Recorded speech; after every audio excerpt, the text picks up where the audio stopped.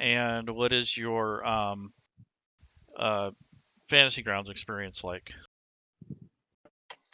Well, I might be one of the older ones in the group. I started in high school back in 81, 82, playing basic D&D, and I progressed to advanced D&D, AD&D, and then life took over and went away from it. And so here we are 30 years later, and we've been playing with high school buddies for the last 3 years, all online using Fantasy Grounds. We started out with just Google Hangouts, and then we went to Roll20, and then we went to Fantasy Grounds. And so with Fantasy Grounds, consistently about a year of since, again, like everybody, learning something new every time I watch something. So yeah, looking forward to being here. Awesome. And let's see. We have God's Butter. Hey, how's it going? Let's see. I don't have very much experience. My buddy ran a couple games for us. I haven't played for about almost a year, and I just started getting into Fantasy Grounds. Really, yesterday was my first session, so I've watched a bunch of videos and got my feet wet. I have a couple questions, but for the most part, it's pretty simple, pretty straightforward. Right on. And John Tuck, what about you? Yeah, hello. The older ones here. I've been playing tabletop role-playing games for about 35 years now, and D&D off and on, but started 2015 again, and since then it was pretty much mostly online. Past 2 years, Fantasy Grounds. I know the program fairly well. Designed massive campaigns for it, and I'm looking to learn more and meet some awesome people and hopefully pick up a second group where I can be the GM. Perfect. And let's go with Crazen. What's your experience like? Well, up until now, I think I'm one of the younger ones. I've been playing since AD&D, and I skipped 4th edition, like some. Yep. I got Fantasy Grounds a year ago, played a one-shot Adventure League game where pretty much everybody did things for me, and I parroted whatever they told me to do. And, well, I want to learn how to use this thing so I can play games and DM games, etc. All right. Feathered Dragon, how about you? I've been playing and run games for since the Red Box edition. This is my first foray into anything online, and I'm still trying to figure out the technical stuff with how to use voice chat and how to actually use, like how to log in, and that part's, it's not the game running that's the problem, it's the technical stuff for me, so I'm hoping this will help me out a little. Yeah, we'll help you with that. The college does more than just teach classes. We'll help you with Discord and get you all up to speed. It takes a little time. It's got to be patient. Light Reader, how about you? Well, I've dabbled in D&D for a long time, but nothing with any structure. It was just homebrew and just fly-by-night stuff. A couple years ago, I wanted to start buying the 5th edition books and start reading up on it. About a year ago, I started playing with a local chapter here for the AL League, and I've been here on Fantasy Grounds for probably about a month, and then this past week, I've just really learned a lot through Fantasy Grounds College, so I'm finally learning how it's supposed to be played. All right, and let's see, who else do we have here? Let's talk to Os. G'day. I'm sort of fairly new to both Fantasy Grounds and D&D, so I'm just here to learn a little bit more. And ideally, I don't want to go into DMing, so that's my focus. That's quite fine. That's a good approach. Then you know when we're cheating or not. Let's see. Lady Shell introduce you guys, or she can introduce herself to you. So go ahead, Lady Shell. She's going to be our assistant and moderating the chat, and also helping me help you guys with questions. Not to mention bits leader, because I'm too competitive for my own good. I've been playing D&D for about a year and 3 months. I'm old enough to have been around when Gary Gygax made it, but I didn't play back then. I just started. I've only played on Fantasy Grounds. I figure why change, right? I mean, I feel this is the best system to use to play it, but I mean, I've never played a actual face to face, so I might have to do that one day. I've played D&D. I've played Pathfinder 1 and 2. I've played Savage Worlds, and I have made a character on Call of Cthulhu, but I have not gotten into a game yet. I look forward to that one. Excuse me. I look forward to that one day. And here at the college, I do various things in faculty, and I do social media. And if you need any links, you can look to me. I will be handing out links to everybody that would like them. From this class, I have a list that I can send you. If you do not want the links, let me know and I won't send them to you. I don't want to send them to anybody that doesn't want them. And that lastly, I talk a lot, so that's all I got to say. Okay, I will introduce myself. I am Laerun. I kind of found this community by accident. Really wasn't planning to do this. I just know how frustrated and how wonderful this could be. So I kind of just decided that I wanted to teach people how to use it as I was learning, and it just kind of grew from there. And it became this huge community now. We have over, 5,100 people now, and it hasn't stopped growing since. So hopefully you guys will get what you need out of this. Some of you hopefully will stick around and pay it forward and help us out once in a while. And then others might just take this information and pass it on to their family and friends. That's totally fine. Nobody here is obligated to stick around. Although, if you want to learn, I think this is a good place for it. We're pretty open. We have a lot of people from all over the world. The United States obviously is our largest demographic, but following right behind that is the EU. So Europe is definitely has a huge gaming community. And my next stop would be Australia. Australia and Oceania itself are definitely our third demographic. And I'm also now working with other people in Southern Hemisphere, and I'm trying to get South Africa and Brazil. And I'm thinking that if we can get them on board to play and use Fantasy Grounds while it's winter time for them, all of us summer babies up here in the Northern Hemisphere can go out and have some fun, and there'll constantly be something going on in the college. Because right now it's still kind of seasonal. So I want to try to get through that seasonal part of it and make it 24/7 every single season. So any big questions or concerns before we go? Like I said, there'll be a 10-second delay between your questions or your answers. Maybe up, 10 between 10 and 15-second delay. If you guys get confused by the audio, either turn off the audio on your device that you're watching on, or mute the audio from the Discord.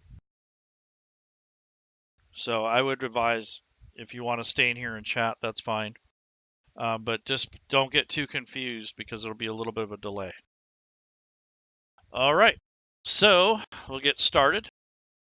So I'm hoping that all of you can see the screen. Anybody not see the Fantasy Grounds launch screen? Okay, good. So I'm going to get started here. This is your main launch screen. And this is assuming that you have at least a standard license. If you only have the demo right now, a lot of this information is going to be lost on the fact that you can't save anything and you'll be very limited.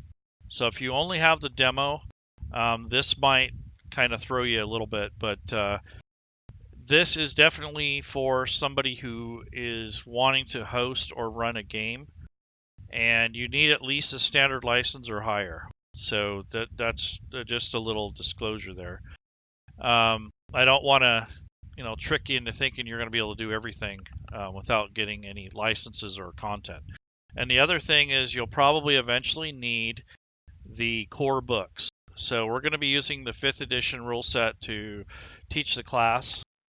You will eventually need to order or purchase the core books, which would be like the Monster Manual, the Player's Handbook, and the Dungeon Master's Guide, and not necessarily all at once.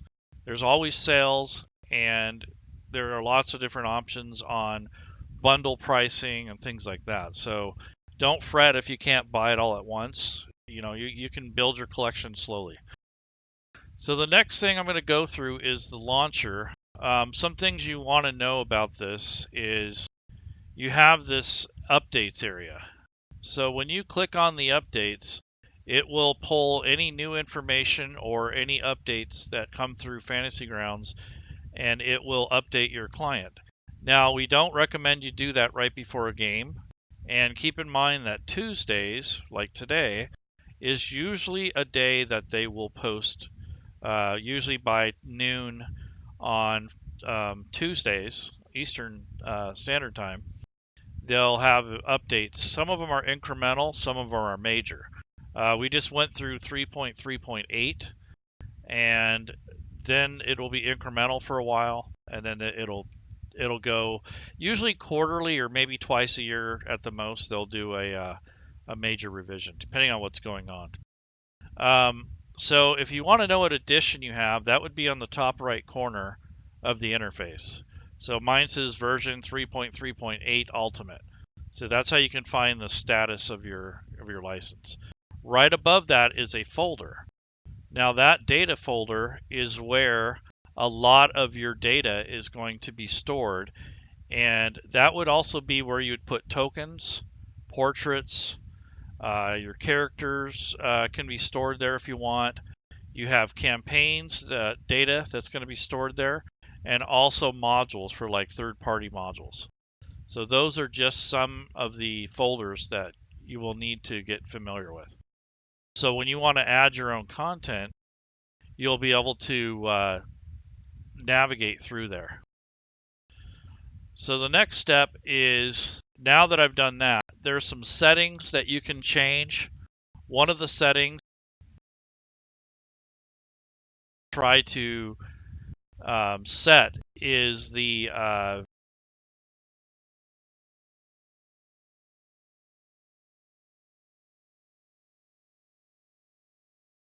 a little bit more room so that you guys can see more desktop real estate. My monitor is technically a TV, so how do I do that? Okay, so a TV, if you set the resolution too low, you'll get a lot more room, but everything will be super tiny. So what you're going to want to do is maybe change it to 85. So if you go to your settings, and there'll be in the center, there'll be a UI scale setting. It'll say 100%. If you want to change that to where you can get a little bit more room on the desktop, I would go with about 85%. And then that way, when you log in to your session, you'll have a little bit more real estate on your desktop. So having a larger TV doesn't necessarily mean that everything's going to be bigger. It's just going to give you more room when you change the scaling. So it's not going to change the fact that you're running out of physical space on your TV or on your computer. If you have a small laptop, that could be troublesome because you're kind of compromising between really tiny text and then also a tiny screen. So honestly, I think a television might be overkill at this point for most situations, but if you want to use it for a big old map or something, that's perfectly cool. But as far as running a game, most people use 2 monitors and then they'll minimize Fantasy Grounds and stretch it between 2 monitors. That way you have a little bit more room and you got places to put things. And as we get going in the tutorial, you'll see my desktop will get pretty crowded. I have mine set to 85%, and I have a 23-inch monitor. So I don't have 2 like some people do. So any other questions about that? Okay, on this front page here, these are links to some help and also to some examples. You have the latest release notes here, stuff that gets you to the instructions. You also have the user guide and the manual here, so don't pass those links up. They're actually pretty good. I'm going to go ahead and create a new campaign to show you guys how to use the launcher. So here's create new campaign. This is the area where you will be setting up and naming your campaign.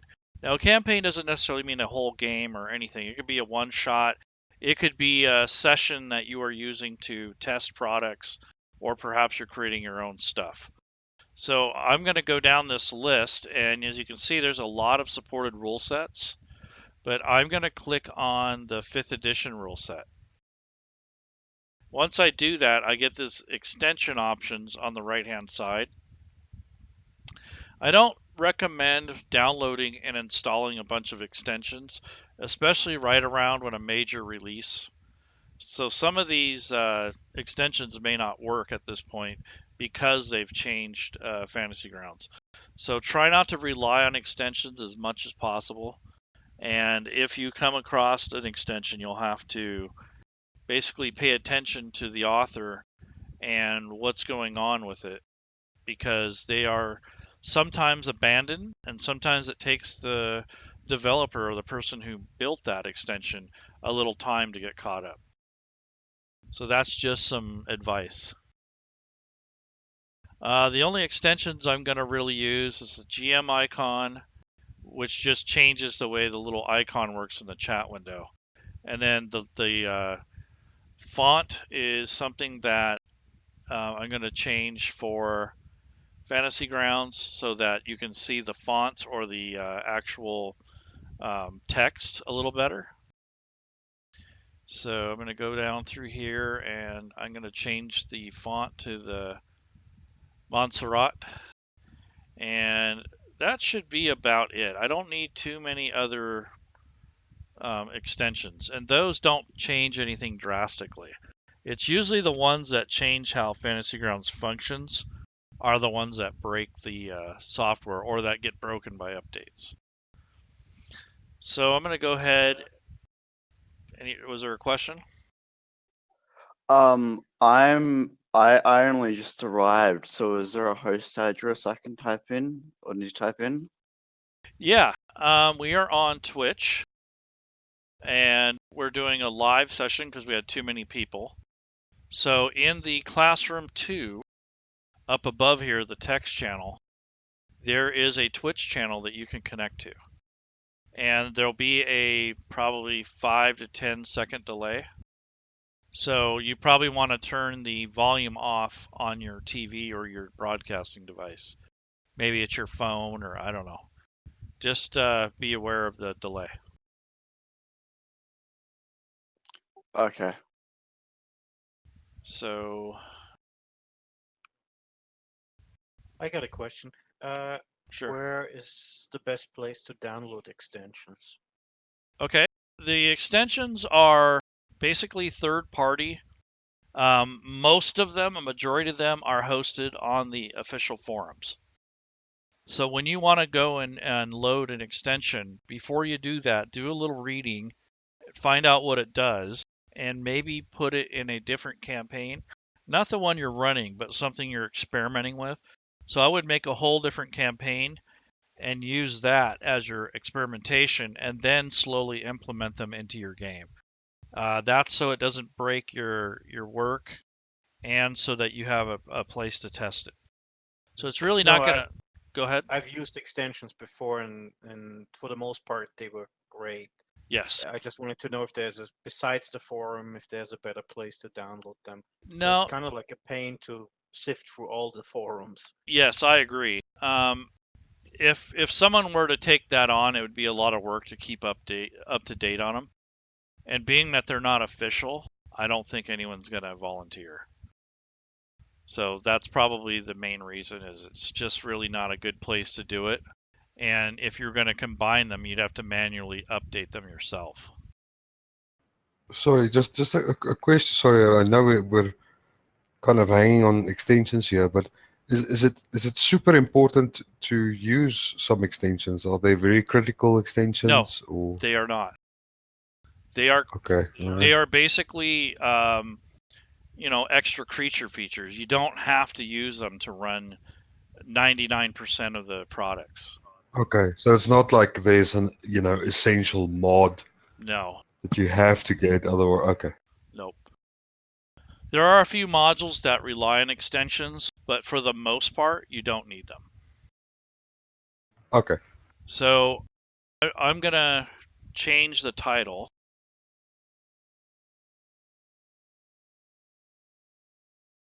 I'm just going to call it a DM class.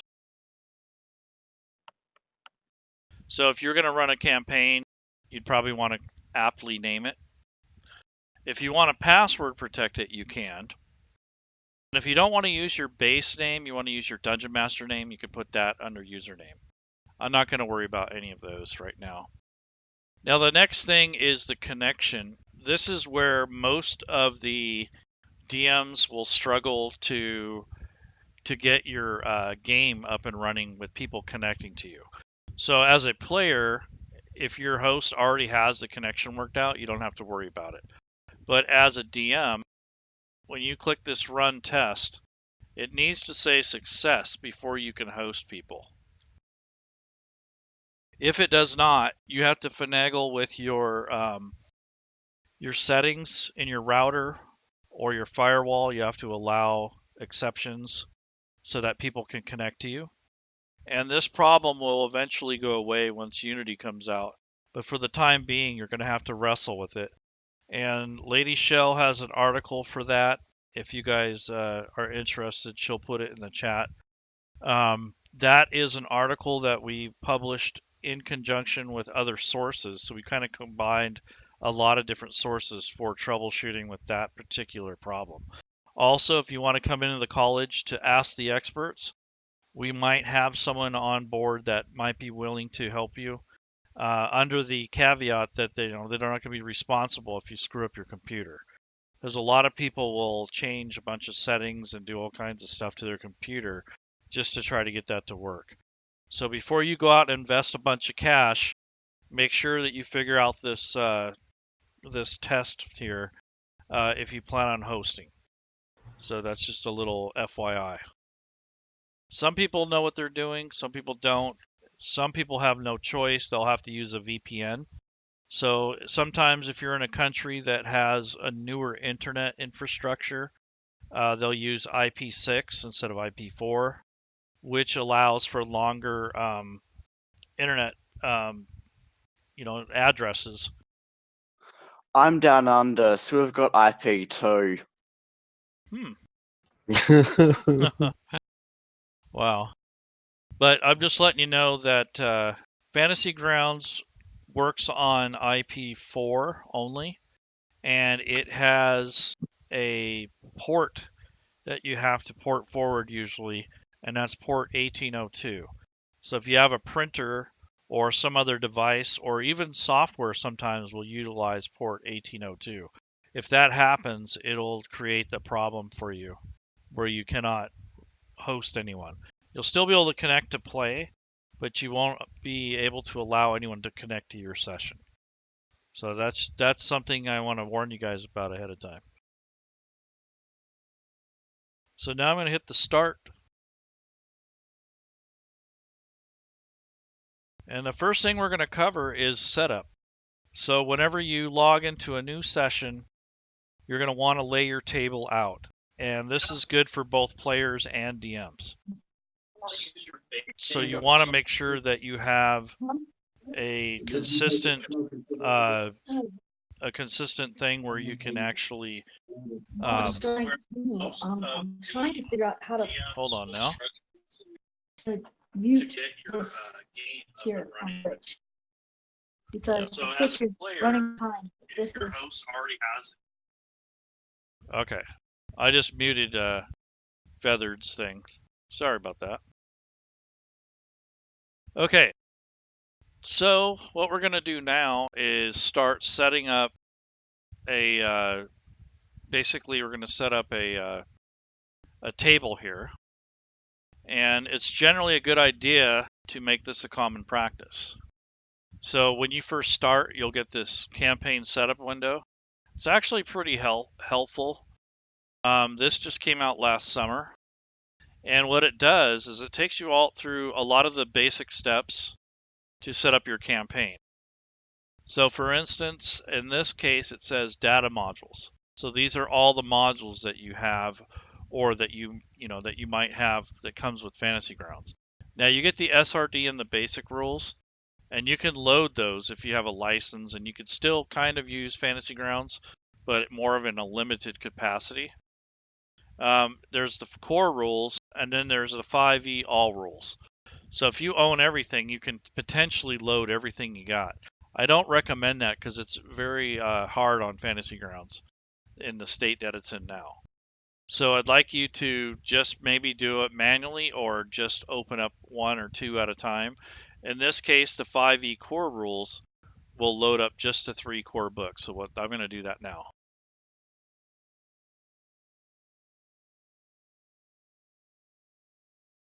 And I'm waiting for Fantasy Grounds to give me confirmation. And there we go. So here's all the main books, and it's confirmed that they're loaded. Now, if you're missing one of these books, you can still use that shortcut. It'll just show a little red X. Once that's done, if you go to Next, you can enable tokens. So if you don't have any fancy tokens right away, Fantasy Grounds actually comes with some. So you can click Free Token, and it will load those up. There's animals, characters, and monsters. And then there's the letter tokens, which you can use for generic stuff. And if you own a ton of Devon Knight token bundles, be very careful. Don't click that if you own more than about 5 of them, because that will crash Fantasy Grounds. So be very careful with that one. And let's see. Hit next. Now this goes to the options menu, which is up here. So if you click finish, it'll close this. You click option, it brings up the options window, which is the same as clicking on this gear icon. This takes you to the options window. So here, this is where all the options end, or this campaign setup ends at the options. So if you click finish, it'll go away. If you don't want this campaign to setup window to appear again, then you're going to click on this show on load button. If you click that, this will not come up again. And I'm going to hit finish. Now if you want it to come up again, you can hit setup and it'll take you right back. So it's kind of a big circle. In this area, you can turn on things like manual dice entry. So if you're using this around a table, you can technically roll a dice, and whatever your players roll physically on the table, you manually enter it and confirm it with this check button, and it will apply that to the Fantasy Grounds interface. So you can use this as a tool for around the table. I'm going to go ahead and turn that off again. This SmiteWorks label is the default logo. When you buy other books and supplements, you'll get more options. You can, in this case, I'll put the FGC one on here, but you can get custom ones made, and you can turn it off. With your manual roll, it didn't say manual roll because Correct. my players will get super salty when it says manual roll. So how do I stop that from happening? What do you mean it doesn't say? I'm looking on the Twitch and it doesn't say manual roll next to the 13. No, it won't tell you that. I'm not sure why it would matter. But I understand. Maybe because you're GM. That could be. That could be. He also has the roles turned off for viewing to players. That's what that little circle with the slash. Yes, so this means that they can't see it. Okay. But if I turn on, I want to turn on the dice tower. So if I turn on show GM roles on, that will show the dice tower to the players. And if I turn on the dice tower, I will be able to see it here. So you got to have both of those on if you want to see the dice tower. If you only want your players to see it, then you just turn off the show GM roles. So these two are kind of dependent on each other. And there's nothing really that tells you that, but this is why we're doing these classes, because it'll help you with that.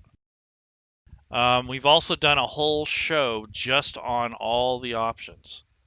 So if you really want to know what every single one of these things does, we have a show, we have links. We've done 2 shows actually, where we went through every single one of these just to show what those buttons do and what they're there for. So for now, I'm just going to turn this on, and I'm going to turn the dice tower back on. So you have to have on show GM roles and table dice tower. So the dice tower appears down here in the bottom right corner. So I'm going to unlock it and move it over here and lock it. And I'm going to leave it next to the dice so it's much easier to grab. Then when you want to do a hidden roll, your players will drag their dice and drop it in there. They will not see the result. They'll see a shadow of the dice rolling, but they will not see the result. Just the DM sees that. Another thing you can do is resize the chat window. So you don't need it that tall vertically usually. So I'm going to kind of stretch it and position it, and you do that by unlocking it, and then this bottom right corner is where you manipulate it. So I'm going to go ahead and line it up with there, make it look nice and even, and lock it. So all I'm doing right now is going through the setup. The next thing is the party sheet and the combat tracker. So the combat tracker appears here, and I'm going to set it up here, and I'm going to stretch it a little bit and leave it here so that when people connect up here, you can still see them. And I'm going to stretch this down a little bit, because once you get 4 or 5 party members plus some monsters on here, it's really going to fill up. So technically I'm only using this little viewing space here for any text or anything. So you don't really need a ton. And if you want to review something that's already scrolled up, you can dismiss the combat tracker by clicking on the button over here again. So if you want to read something that scrolled up, you can easily just click on the 2 swords that are crossed, and that gets you the combat tracker. So once you place the windows and all your tools and accessories in where you want them to be, you want to try to leave them there. The tendency that I did when I first started was, oh, I want to see that underneath there. So I'd move this out of the way, and then it'd be in the way of something else. So get used to dismissing the buttons instead of dragging them and closing them. That way, once the window's placed, it'll go back into position. Now I'm going to open up the party sheet. So this is an important aspect of Fantasy Grounds. This is where you get the overall of the party. This is where you manage their inventory as far as items and coins and treasure. This is the order sheet where you can set up a watch order and a marching formation. And then this XP tab is where you're going to award encounter awards and quest awards. So quest awards are more or less like milestones, or it could just be like as simple as everyone showing up on time to the table. So you can do all different types of experience points methods for awarding. So in this party sheet here, I'm going to leave that there for right now. I might have to move it again, but if I need the space down on the bottom right, instead of dragging out of the way or Xing out of it, I'm just going to use that button to dismiss it. So this is just the basic setup. Once I've done that, I am going to do a / or / in the chat window, and that's a command. And I'm typing the word save and hitting enter.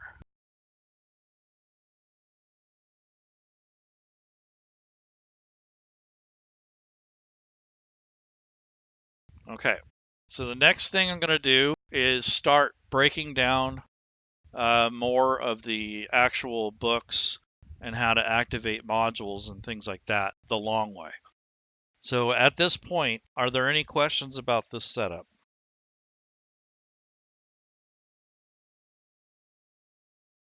Okay. So what we're going to do next is get into actually pulling up the modules.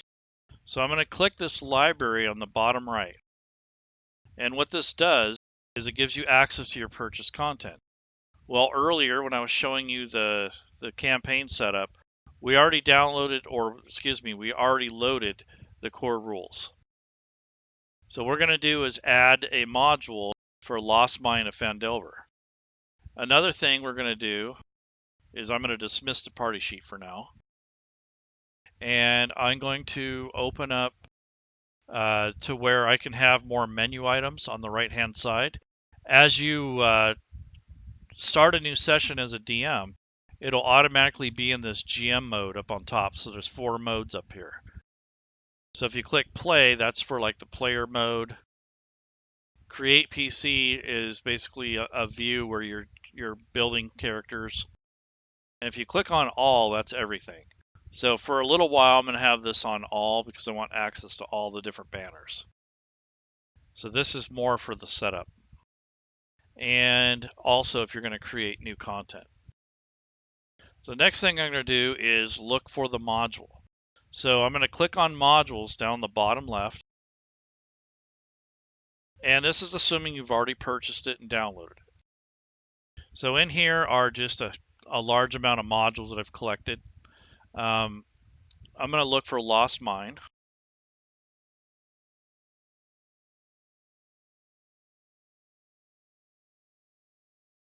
So as you see, here's Lost Mine of Phandelver. I'm going to click load. And then I also have some revised PreGens that I created myself. And I'll get into a little bit of that later. So I've loaded both of those. And now they are active in my library. If you want to share a module such as, let's look at the player's handbook. So as a GM, you have the option to share your books with your players. So here's the player's handbook, and as you can see, it has this green check next to it. That means it's a player module in which they can have access to it through the interface.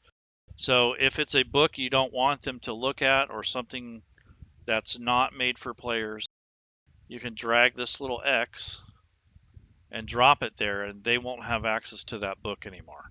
Even if they own it on their side, they will not be able to pull that up. You have to grant access. So to grant access, I'm going to drag that little green link there, and that will allow them to access the content in this book. So most of these with green checks by them are players' versions of a module in which they would create characters. So right here I have Xanathar's Guide, it's green, but I don't have it loaded.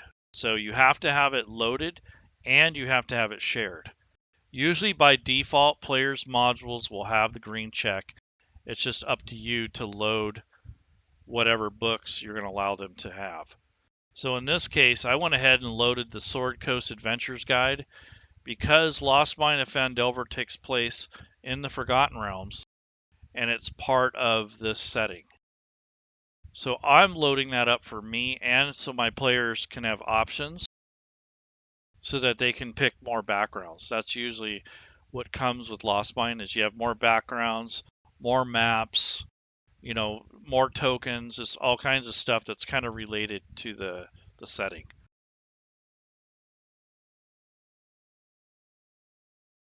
So there's a player's version in which I have shared, but then there's also the DM's version.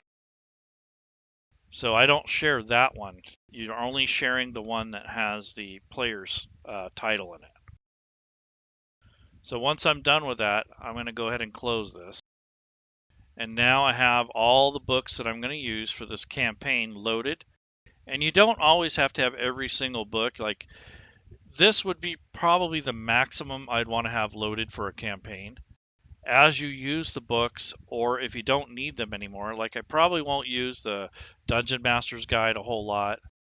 There might be, like, once I'm done with this revised characters here, I'd probably close that. So you want to manage your campaign so it's not too many things loaded at once. You will crash your session if you have too many books open and if you have too many tokens and maps and things like that shared. You only have 3.5 gigs of memory to work with. So once that basket fills up, it'll make Fantasy Grounds unstable and cause it to crash. So you want to manage your campaign, keep it as minimal as possible, at least till Unity comes out, and we'll probably have more memory to work with.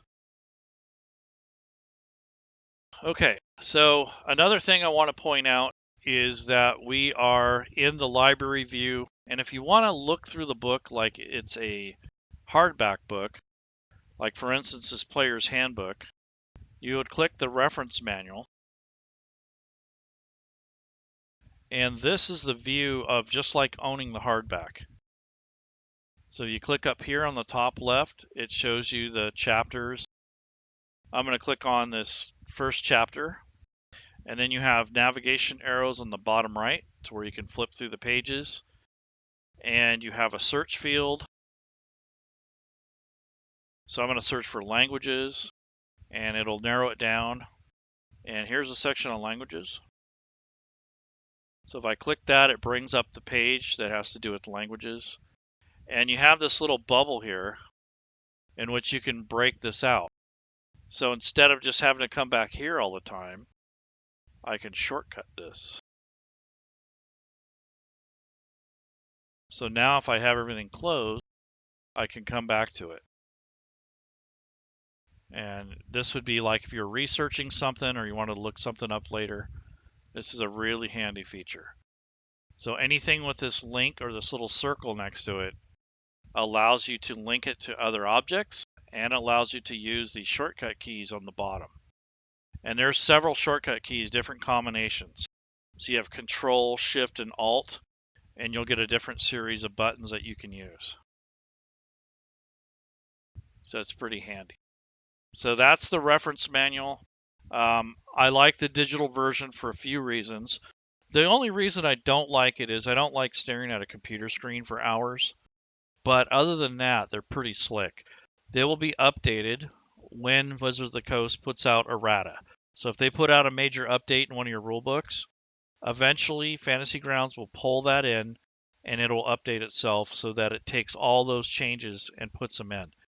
If you have the hardbacks, you have to download the errata from the internet or read it online. The other thing is that search field, which is really slick. I like that. It makes it easier to find stuff. And I also like the fact that you can basically pull a page out and bookmark it as if you were taking a photocopy of the page. It's pretty slick. Hey, Laerun, Yes. Boy, my voice sounded weird there. Can you show us how to share something with a player? Okay. So we have these books here, and we need to go to the modules area.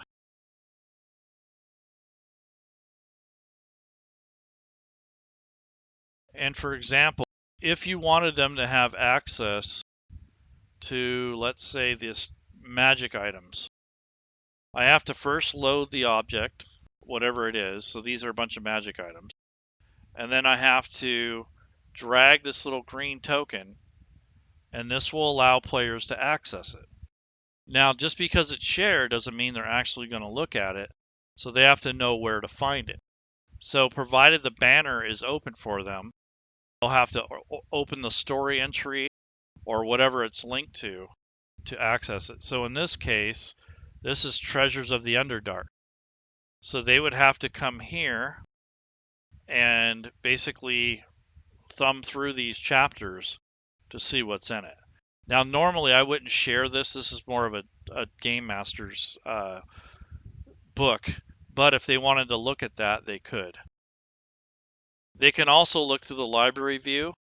So anything that's shared from the players on the player side, they'll see the book show up. And then if it has a reference manual, they can go in here and they can use the same book. So it's just like you're handing it to them and letting them look at it. I think I've worded that wrong. What I meant was say you have a map, and how do you share a map with someone? That's what I meant, not a module. Okay, unless that's a question right now, I'll show you that later. Okay, yeah, it was a question in the chat. Okay, yes, I will show that when we get to the encounters and such. Okay, so that's basically how you load the books and how they're accessible and how you can utilize them. Now we need to think about this campaign.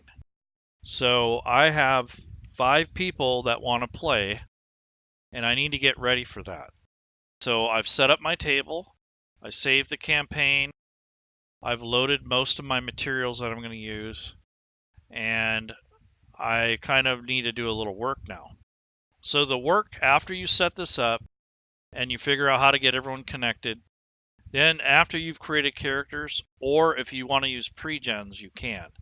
So if you just want to play right away and not monkey around with character creation, a couple modules come with PreGens, but not very many. There's a reason for that, which we won't get into right now, but it's a real pain to make a PreGen module. It takes a lot of time, and if people don't have all the books that you used, then they won't be able to open the PreGens correctly. So in this case, Lost Mine comes with PreGens. So if you click on the adventure, you'll get this library view here. The only way you can access the PreGens in a given module is by clicking through the library and go to the pre-generated characters. So these are the ones that come with the module. And then I made my own, and that's because the ones that come with Lost Mines are a little bit out of date and they're not quite up to snuff. I mean, there's a lot of open end on here, and your DM and your players will have to do a lot more work. So I made my own for this particular module, and I made my own PreGen module, and they're basically the same thing. It's just that the ones that I made are detailed and more set up around what I'm used to, and these ones are set up around the original module. The problem is that the original module did not have virtual tabletop in mind. It's for a tabletop. So some of the little nuances that come up between the conversions between a tabletop version and a digital version do come out in some of these modules. So for instance, there's this high elf here. If I click this plus button, it will add it to the campaign. I'm going to go ahead and load mine, but I'm going to load up one of theirs to show you the difference. So I'm going to load up all these.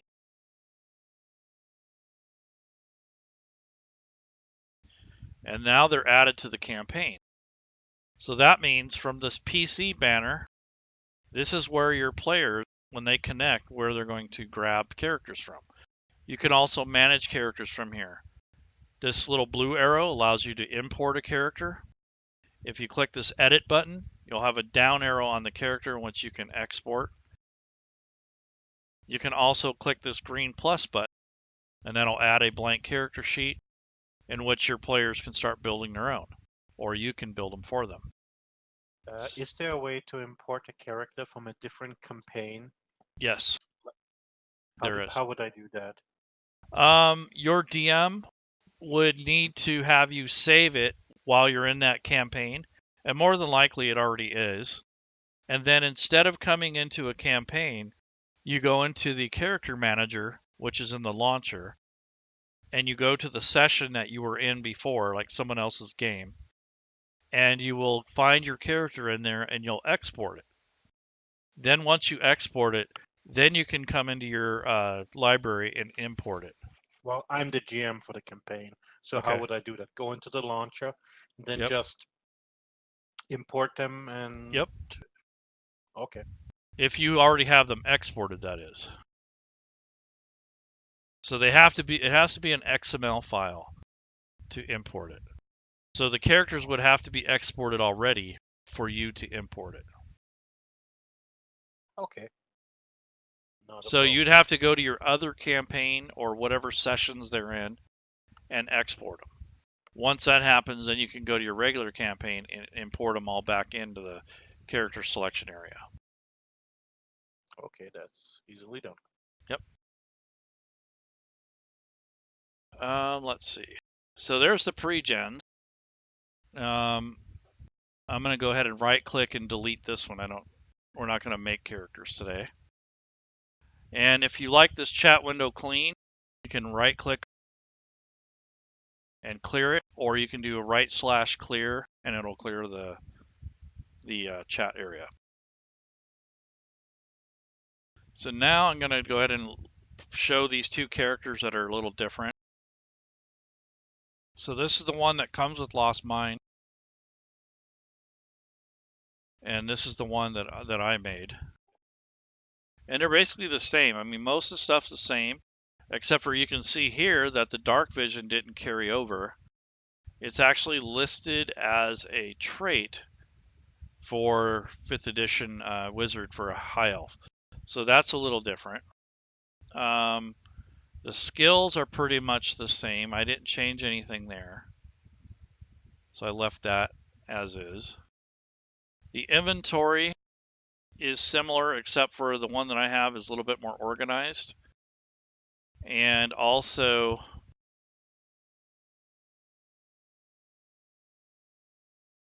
this one is more true to the module, whereas this one, I actually took the background information from the character itself for first level.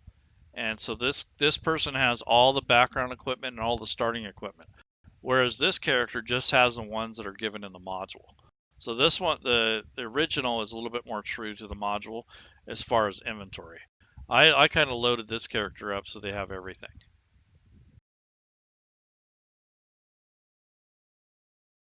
But obviously you have more weight, so that's something to keep in mind. Let's see. So there's some notes here. Now these notes correspond with the setting. All I did was clean up the notes a little bit because they were all jumbled together. And I gave this character an alignment. So this one says chaotic good, and there's this lowercase g. Well, that makes a difference in Fantasy Grounds because if you have spells like protection from good, that actually does matter because it parses off of that. So the spell will not work correctly if you do not have this filled out correctly.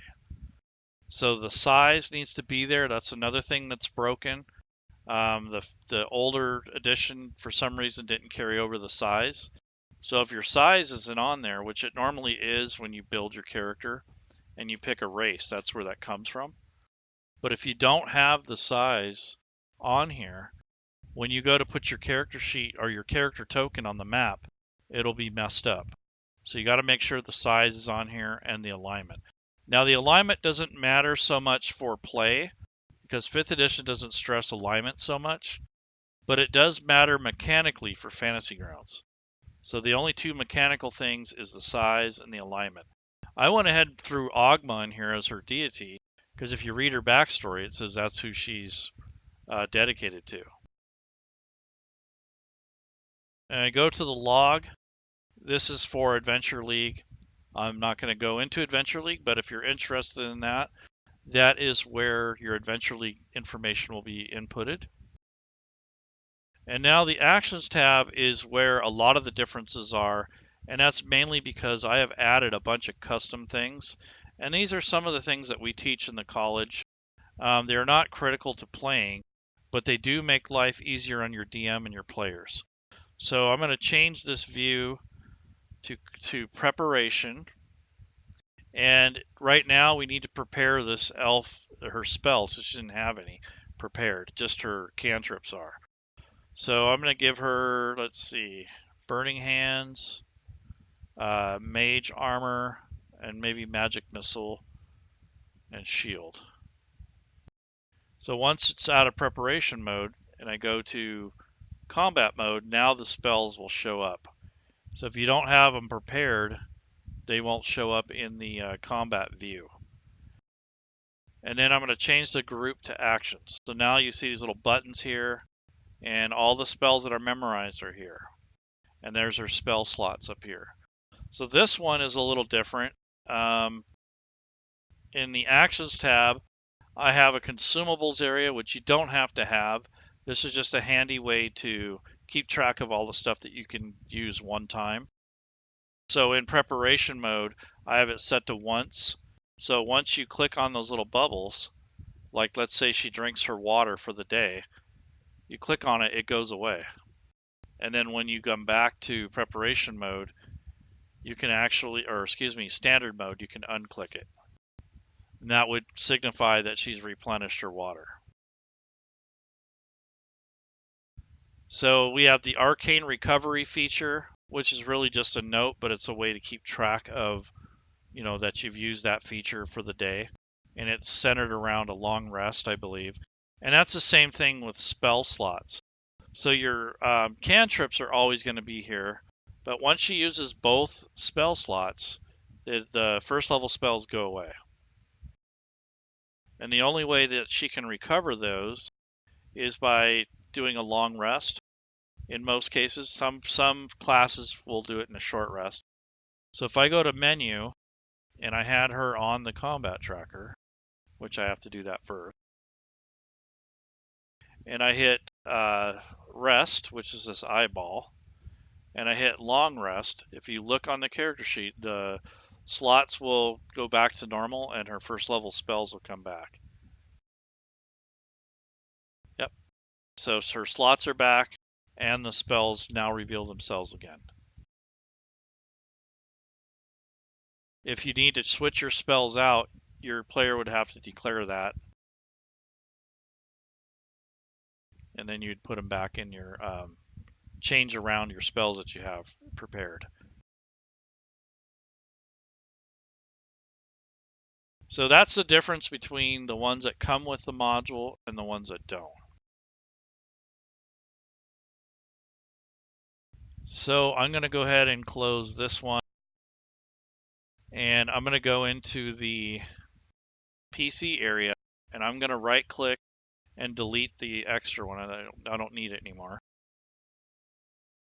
So I'm going to assume that all these characters are going to be played in the campaign. I'm just waiting for my friends to join my table one at a time, and then they can pick whatever character they want to use, provided that, you know, they don't already have one. Or they can claim one that they've made with you. So I'm going to add the rest. Once I figure out who's playing what, then I'm going to add them to the combat tracker. So I've already done the High Elf. I'm going to do this Hill Dwarf, this Human Folk Hero, Human Noble Fighter, and Halfling Rogue. So those are the main party members. And I'm going to go ahead and close this and that. And now I have my party figured out as to what characters are actually going to be in the campaign. I'm going to open up the party sheet because now that they are part of this campaign, I want to make sure to add them to the party sheet. So I'm adding them from this little round circle here, this token.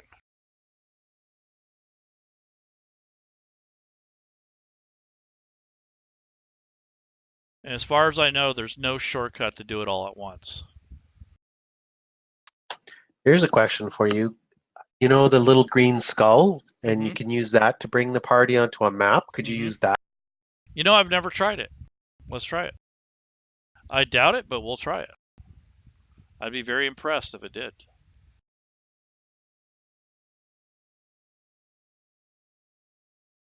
Let's try it. Nope.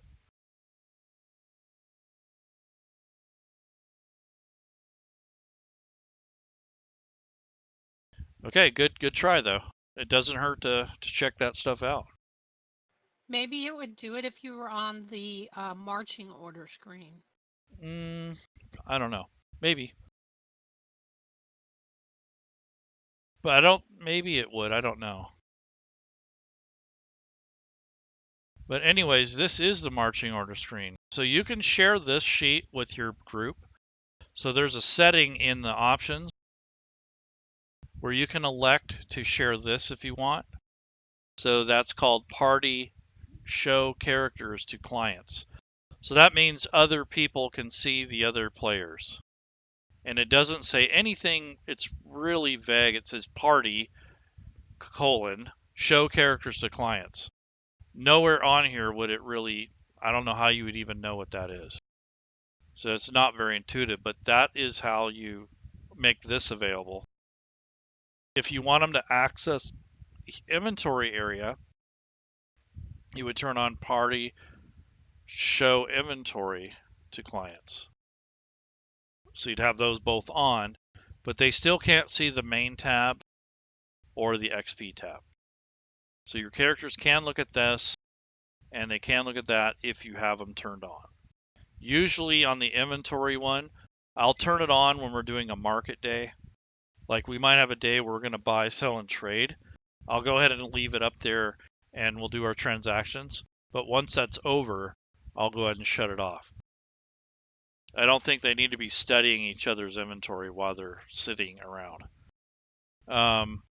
Another thing that is really handy about this sheet here is that you can get an overview of your characters in this combat tracker.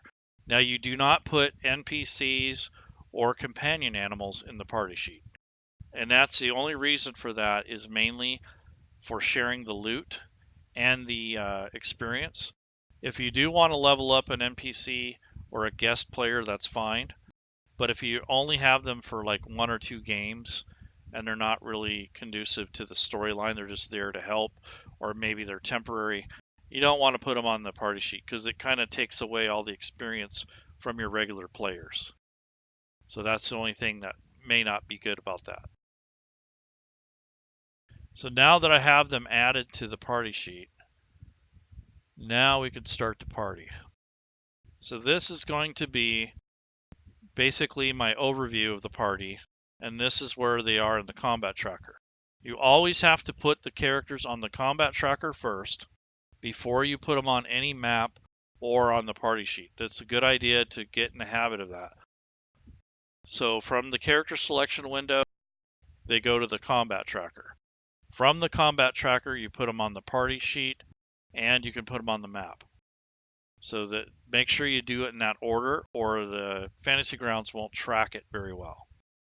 So it's just a word of advice. First time I played, first thing I did is I opened a map and I drug one of the characters straight onto the map. Well, it doesn't quite work that way. Okay, so let's see. So I have the party sheet ready to go. All the players are set up. Now I'm going to start organizing the campaign to be played. So any questions before I get going?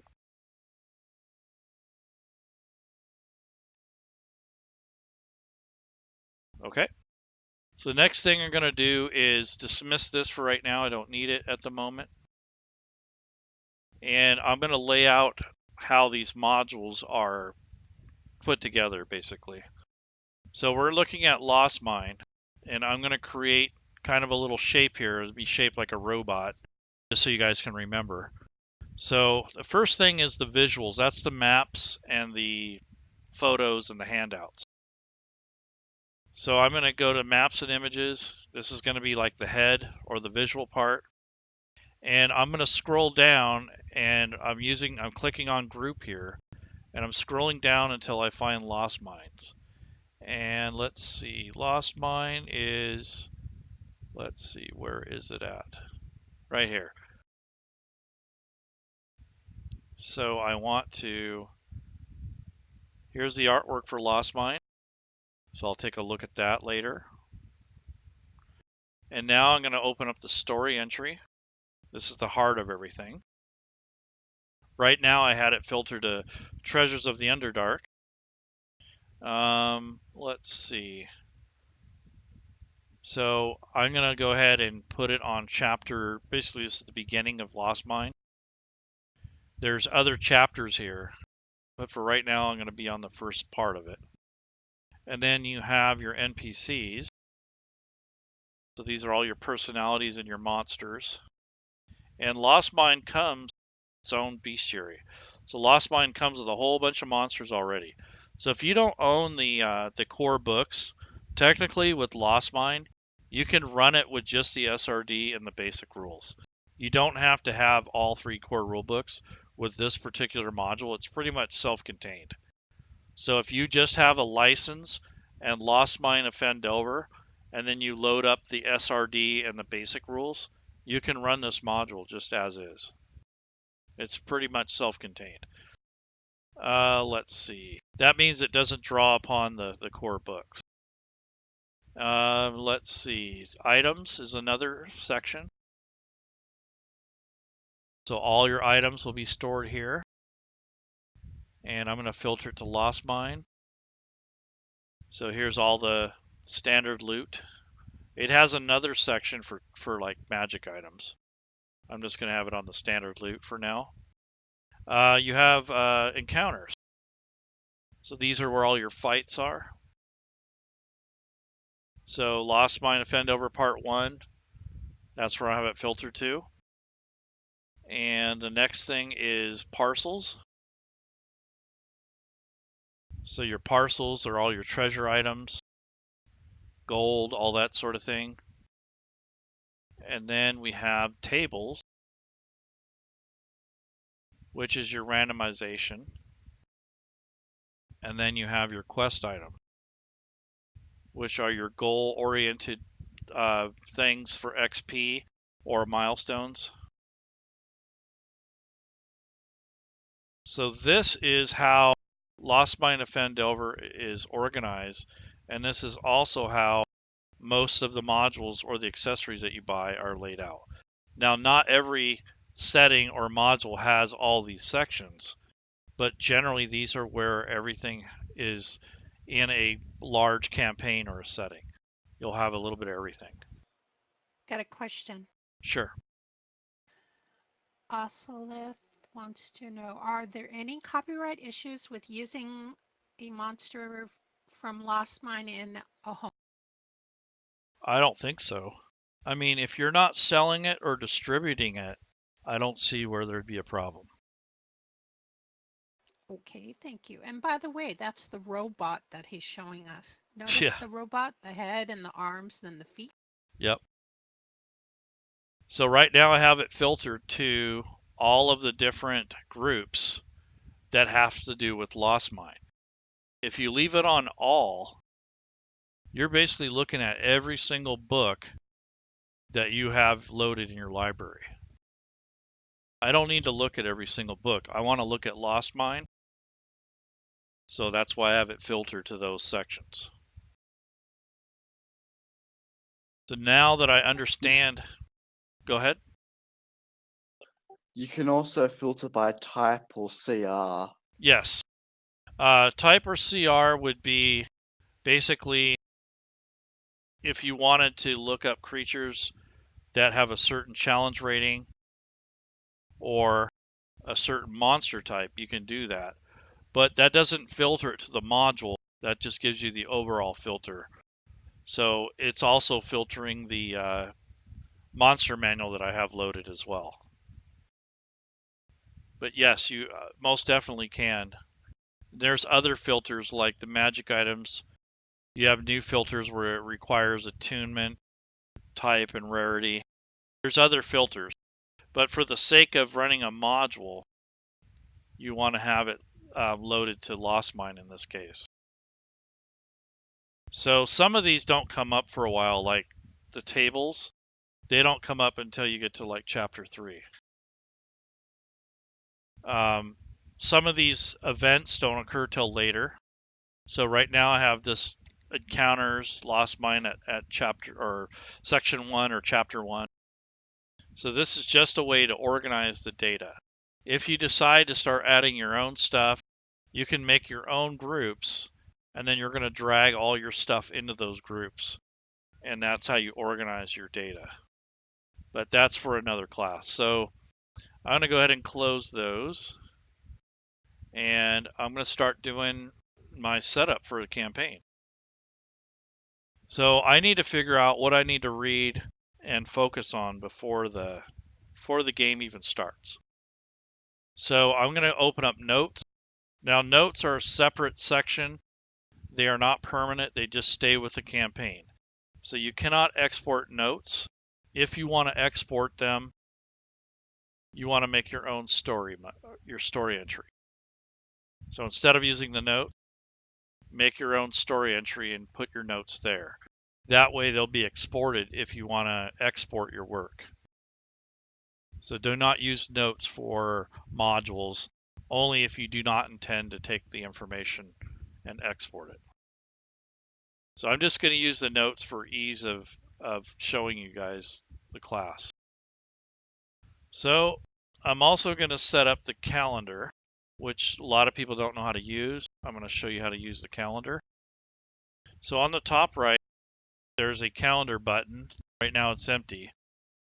The module comes with Fantasy Grounds, so I just have to load that up, and I'm going to look for calendar. And I click load. And now I have a choice of different calendars. These are for different worlds. So you have Barovia, Tyr, Harptos is Forgotten Realms, Eberron, Pathfinder. Then you have our regular calendar, Greyhawk, Starfinder, and for Traveler, the Third Imperium calendar. So I'm just going to use the Gregorian calendar. And there we go. So now to set up the calendar, and the reason I'm doing this is to help organize the information that I'm going to use and kind of section off the different sessions so it's not so much to chew. You don't want to take the whole thing in at once if you can help it. It's okay to read through the module, but once you're ready to start running it, you want to kind of section it off into sessions. So I'm going to go ahead and click on this year, and I'm going to put in our year for 2019. The era is, AD. I'm going to click a day that we're going to start playing, and I'm going to first click a day where I'm going to do research. So I think tomorrow or Thursday, I'm going to research the information that I need before I run this. So August the 16th and the 15th. So the 15th is where I'm going to do my research.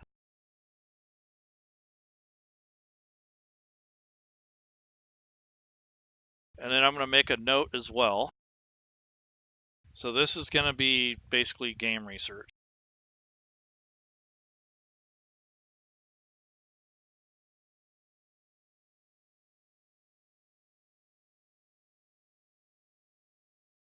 There's no player data going to be here. This will be all for players.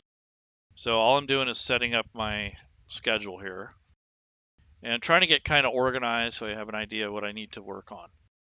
So right now, the 15th, doesn't matter really what time. Let's see, I get off work around 3 or so.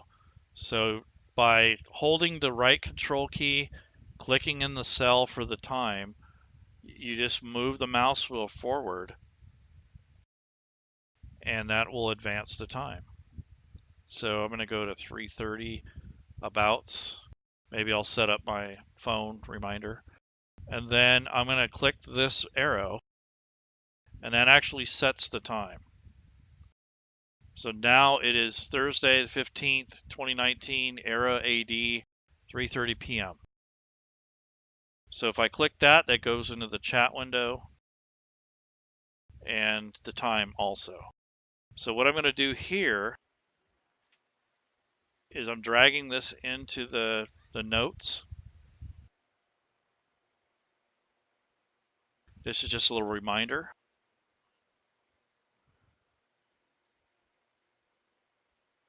I have a question too from the chat.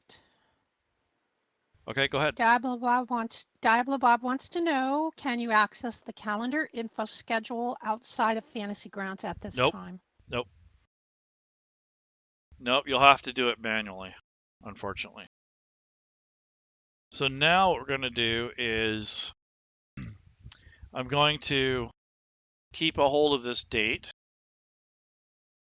and then my actual materials that I want to read or use, I'll put them, list them down here. So right now that's just a calendar date. This is a link straight to the calendar, and then the notes, I'm going to link to the actual entry. So if I go to this date and I bring it up, my notes for that session will be there. So there's my game research notes. So for the game research, I'm going to close the calendar now. I'm just going to worry about a few things to read. So probably, let's see, I want to definitely have the, see, there's the content. So I'm going to have that bookmark, or at least, so I can access it. I'm going to go to the background. Definitely want to read that. The overview for sure. And the adventure hook.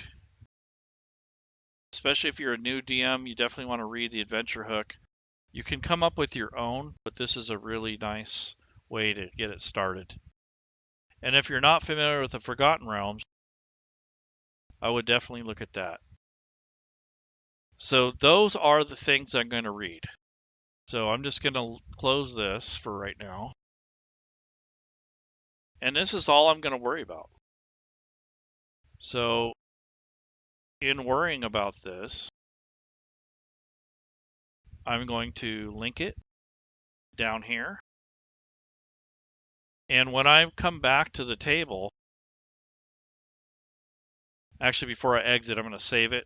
I'll just pretend I exited the table, and now I'm coming back, and this link will be there. So this is all the stuff I want to research on Thursday. So there's my calendar shortcut, and that's this. So this is tied into the calendar. So if I bring this up, you go under all logs, it will create a chronological log, like a journal. And then I have the content, which if I want to jump around the module, I can do that. I have this background, which I would recommend you really look at and take a look at what this is saying. And if you don't understand what all this stuff is, you can actually go online and look some of the stuff up, like what's the Wave Echo Cave? What's Fandelver's Pact? Some of the story says, in addition to its mineral wealth, the mine contained great magical power. Human spellcasters allied themselves with dwarves and gnomes. Well, what dwarves? What gnomes? What spellcasters? So you can get really deep into this if you really wanted to research the stuff. And then it kind of tells you like what led up to this and why things are the way they are. The other thing is the overview. And this tells you how the module runs. Like basically, here's the first part, here's the second part, here's the third, and then there's some conclusions, and then you wrap up the module. So that's what this thing is showing you. It's giving you an idea of how it's supposed to flow. The other is the adventure hook. This is what you would use for trying to get the party together, trying to figure out a way to make up how they know each other, that sort of thing. This kind of gives you a guide for that. If you're experienced, you can probably do this no problem. If you've never DM'd before, this may take a little while to start doing it on your own. So this module is set up around a new DM. So it's really handy. Next thing is the Forgotten Realms. So if you don't know the setting, I would recommend you read that. And it actually comes with some maps. So down below here, you have this player map. It's a low-res map that you can share with your party members, just so they get an idea of where they're coming from and where they're starting. They don't see these red pins on the map. And someone had asked earlier, how do you share this with your party members? So this map here, if I was going to share it, people would have to be connected first. But if I right-click on it, there's a button called Share Sheet. It looks like a face with somebody shouting. If I click that, this will now become visible to anyone who's connected to the table. And down on the bottom left, it'll show me a little icon of each one of the person that's connected to the table. If you want to share this just with a couple individuals, like let's say that you didn't want everyone to know the layout of the land, especially if they're not from here. So you can actually drag this little pin and drop it on someone's portrait, and it will show this individually. So this would be an individual share that you can do. Or maybe you have a rogue that scouts ahead, or a ranger who knows the area better than most others. So you can share little notes, or maybe even a different map of the same map that has more Or areas someone who revealed. bought a map. Excuse me? Or someone who bought a map. Yes. So if someone purchased a map and no one else knew about it, that person can look at it, and you could share it with just that person. And if you wanted to share it, then you could. So there is a way there's a way to share individual images and maps. So that's one way. Another thing I'm going to do for game research is if I'm going to start in Neverwinter, I might want to do just a little research on that if you're not sure about it. And I did load the what is a Sword Coast Adventures Guide. So if I come in here and I go to the actual reference manual, I'm going to look up Neverwinter.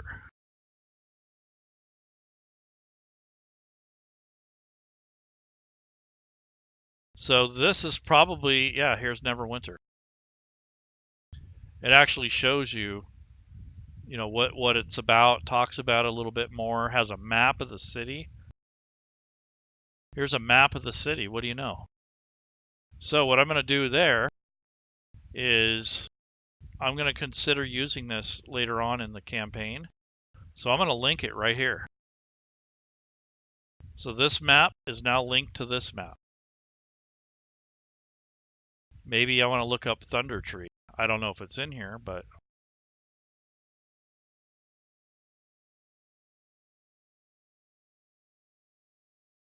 so it may not be in here per se, but it's probably mentioned.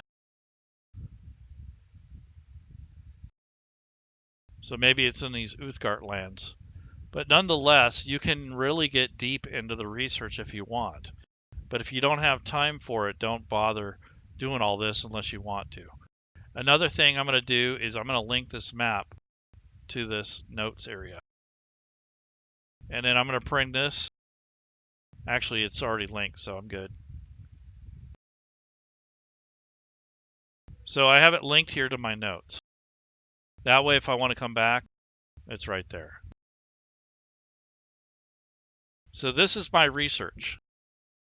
Once I've done that, then I invite my players and I say, okay, we're going to run Lost Mine. I need 5 players. Here's the characters. Claim your characters, and we will start scheduling for session 0. So I go to the calendar.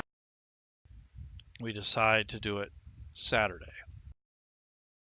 Double click this.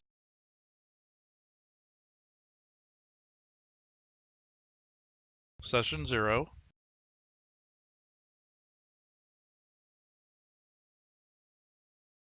For the players, we'll just call it start of campaign. And I will take another note thing, another entry. And these are private, by the way. You can share notes by clicking public. The DM can see all notes, but if you do your own notes, the players cannot see that. So I'll do session 0.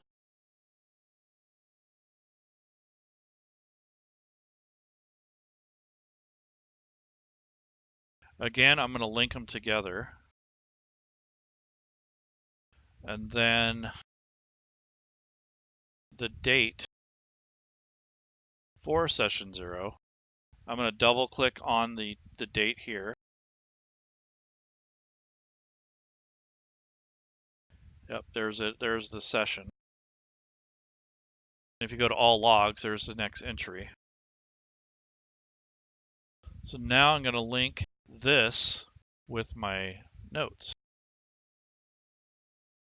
So let's set the date. So now I click this arrow. Now it's clicked to Saturday. And this is the day that I set. And now I'm going to go set the date here. We'll say same time, 3:30. And then I can drag this here. So that's our date here. So this is session 0. Now, I don't know half the people at my table. So I want to get to know who they are. I want their email addresses or their Discord name. So I'm going to make another section here for the players.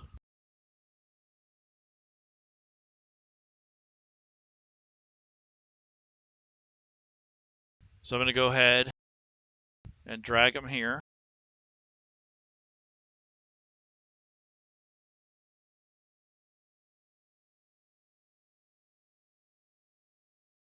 Now, I don't know who's who yet, so I'm going to put their name or whatever, email address or both.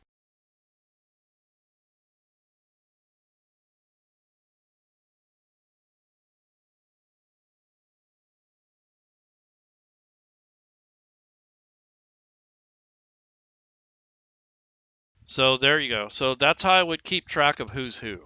So when people connect to your table for the first couple sessions, you'll know who's who. And you don't have to do this, but it's useful. Hey, quit giving my email out. I didn't.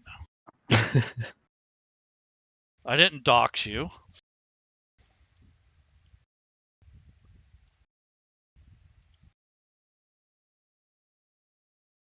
Okay, so there's the players. And now I'm going to do the first parts that we're going to deal with for the module itself. So with this game research,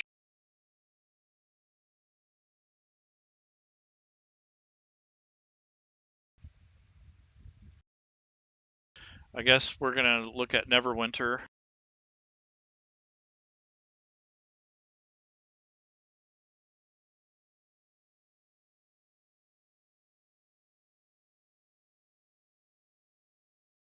Just Neverwinter and beyond.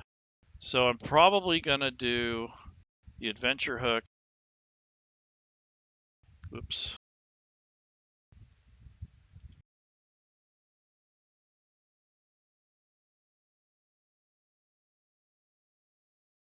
Why is it doing that?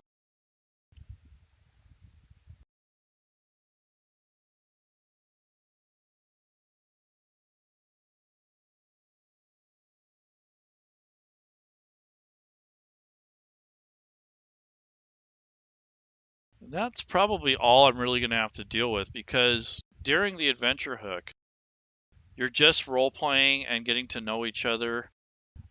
It's giving you the adventure hook, like where they're going to meet. So the characters are in the city of Neverwinter when their dwarven patron and friend, Gundren Rockseeker, hires them to escort a wagon to Phandalin. Gundren has gone ahead with a warrior, Sildar Hallwinter, to attend business in the town while the characters follow with the supplies. The characters will be paid 10 each if they make it to Phandalin safely with the wagon. And here's the quest item. It just tells you that you're going to get 10 gold if you complete the quest. So there's no XP involved, it's just a gold reward. So that's kind of the way you could start that. And then it tells you, each player is unique. You need to reward them for role playing. Each of the players included has a set of personality traits, ideals, bonds, and flaws. So they're talking about this stuff here in the notes. And the idea is to get them to play like that character or similar. And they should try to connect with that character and learn their backstory. And you can decide who knows who and, all that fun stuff to start off the game to get people immersed into the setting. So your session 0 is just going to be getting to know each other, making sure the characters work, maybe fixing a few things. Really not playing per se, but just kind of getting together the first time. If you do end up playing, that's fine. What I recommend is that you create a little battle scenario. Maybe when they leave Neverwinter, maybe they get jumped by a couple of thugs or something like that. You set up a little encounter for them to see how things go. And that would be probably the end of that. That would probably be session 0. Because by the time you get connected, get everyone familiar, get the schedules worked out, all that stuff, you're probably not going to have a lot of playtime anyways. So that's what I recommend for session 0. Now we're going to actually start playing. So again, I'm going to go to the calendar. And in session 0, we decided to start the 6th of September, which is a Friday.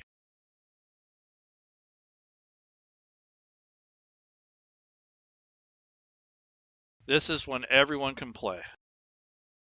So session 1, I'm going to get another notes tab. So I'm doing this, working on all this before September 1st. So let's see. I'm going to make another note entry.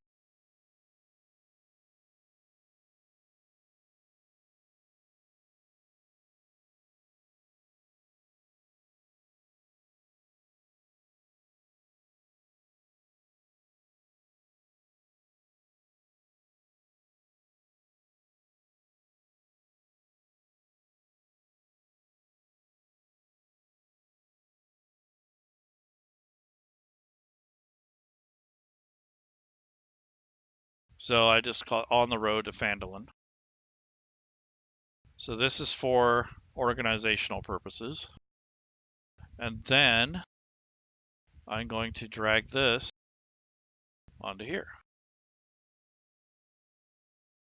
When you start looking at your logs, you'll get a detailed list of what's been happening. And you'll be able to pull these up, and then you'll be able to pull up your notes.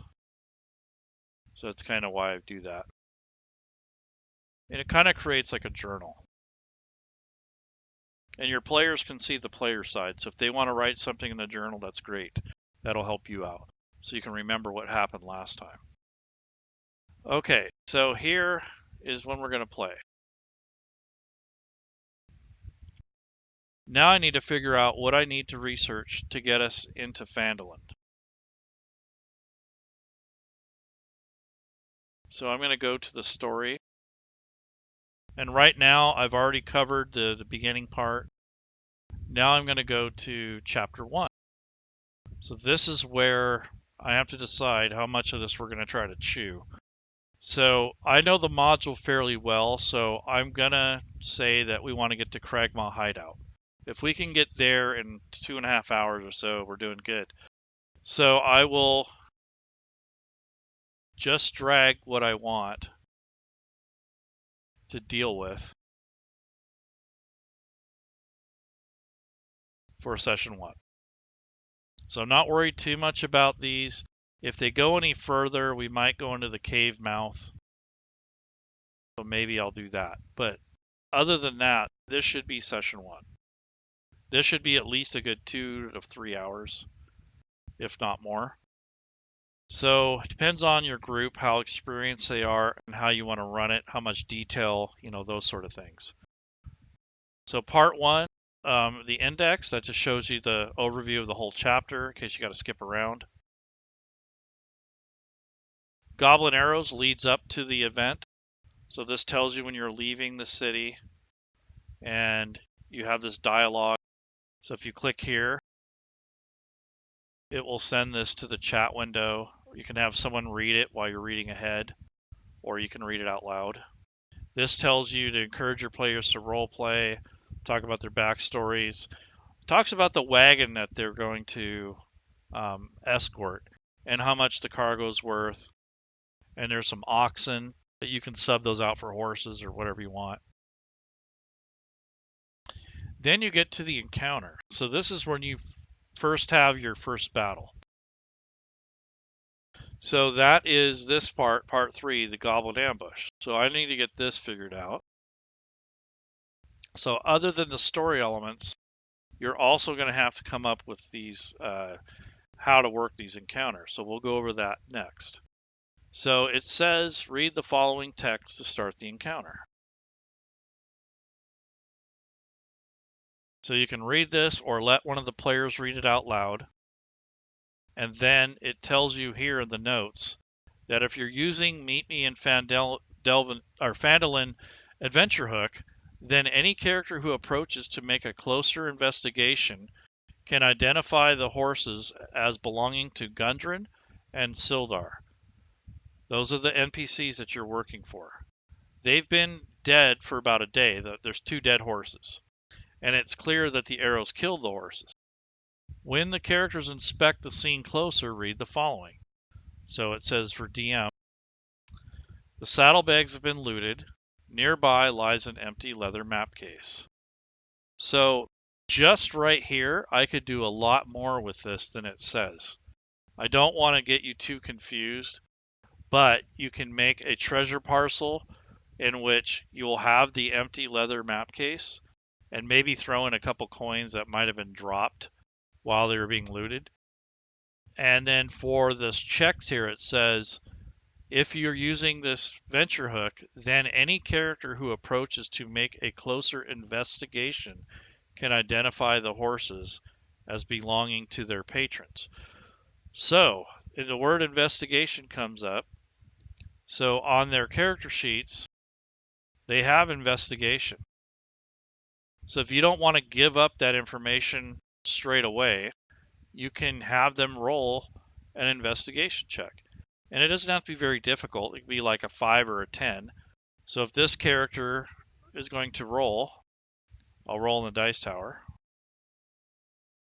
That's an 11. So that's, they scored over. So then if they made that investigation check, then they would know that the horses belong to Gundren and Sildar. Then it tells you the state of the horses. They've been dead about a day, so that says about. And it's clear that the arrows killed the horses. Unless you're a medical person or it's that obvious, I don't know if that's true, if you know it was clear. Because unless you've seen arrows kill a horse, who knows if a sword didn't do it as well. So what I would do is have one of the characters roll a medicine check so that they can tell to see how exactly these things were killed and exactly how long they were dead. So I'm going to say if they roll a 10 or higher, they can learn a little bit more detail other than just the obvious. So here's the medicine check. He rolled a 7. So I would just give him the information as the module says. So you say, well, the horse has been dead for about a day. Looks like the arrows killed them. And that would be it. But if you had made that check, then I would say those horses have been dead for roughly 20 hours. And the reason you know that is because the amount of maggots have built up around them and flies. So you know the roughly more accurate time. And then it's clear that the arrows killed them because of the way the arrows entered their body. There's entry and exit wounds, and there's no sign of sword play or being stabbed with an object. So that would be a little bit more detailed. And then if someone else wanted in on it, they could say, well, let's take a look at the arrows. So if they investigated the arrows, and if they did a survival check or a history check, maybe they recognized the arrows as belonging to a certain clan of goblins. So there's all kinds of things that you could do to make more out of it than it really is. Or you can just stick to the script and run it how it says. So now it says the saddlebags have been looted. Nearby lies an empty leather map case. Okay, this doesn't come with treasure, but you could technically make your own parcel and link it here or put it in your session notes, and they would take that as evidence. So rather than just discarding it or just having someone grab it, you can put a little bit more detail into it, say it has blood stains on it or whatever. So you can really get into the forensics if you wanted to. So then it tells you that the goblins, which this is the first encounter, are going to attack the players if they investigate the saddlebags and the horses. So it says review the goblin stat block. So they're talking about this, which is part in the encounter. It tells you that they have a stealth modifier of +6, which is right here. It says check to see who, if anyone, is surprised. The party cannot surprise the goblins, but the goblins might surprise some or all of the characters. So we're going to make the stealth check for the goblins, rolling once for all of them. I would do that probably. This is a, you can, but this is basically a, a group kind of ambush. So they're not really acting as individuals, they're acting as a group. So I would just make one roll. That would make that simpler. Now, if you want to make individual rolls for every single goblin, be my guest. But I think it would be best just to roll here, just one time. And then it says you roll for all of them once, roll a d20, you add the goblin's stealth modifier of +6 to the roll, and compare the result to the character's passive wisdom or perception scores. Any character whose score is lower is surprised and loses his or her turn during the first round. So this would be a surprise round if that was the case. So what I'm going to do is take a look at that, and on the party tracker or the party sheet, all their passive perceptions are listed here. All of them are 13 except for the rogue. So I'm just going to go ahead and roll one dice instead of 4 times. Or you could pick up 4 of these dice, but it's not necessarily going to add the modifier, and it's not necessarily going to compare it to this 13, but I could do it manually. So if I picked up, let's see, 4 of these, and I put 6 here. So this is kind of a way to do it manually. So I put 6 for the modifier, right click on the dice, and I'm going to select 4. And it's not going to tell me, it's going to add those numbers up. So that's kind of annoying. But what you could do is add up all of the party members' scores. And if that number beats all their scores, you could do something like that. Or you can roll individually. There's this guy, and you put a +6 on every one of them. I think it's easier, though, if you use the party sheet. So I'm going to go for the skill or the ability score. So their passive perception is basically an average of 13. It's like 12 point something. So I will put that in there. And then the skill that they're trying to roll against would be their perception. So there's the DC challenge rating. there's a perception roll. So now if I roll this, I can roll this in the dice tower. I will compare it. So there's a 13. So that means that all the goblins are hidden because they rolled 13 or above. So there's different ways you can handle that, or you can do it individually if you want. But in this case, I want to try something else. So I'm going to hide the results. I'm going to roll for the goblins. So the goblins rolled 14 plus 6, so that's 20. So I put a DC of 20 in there. This is how you get a TPK.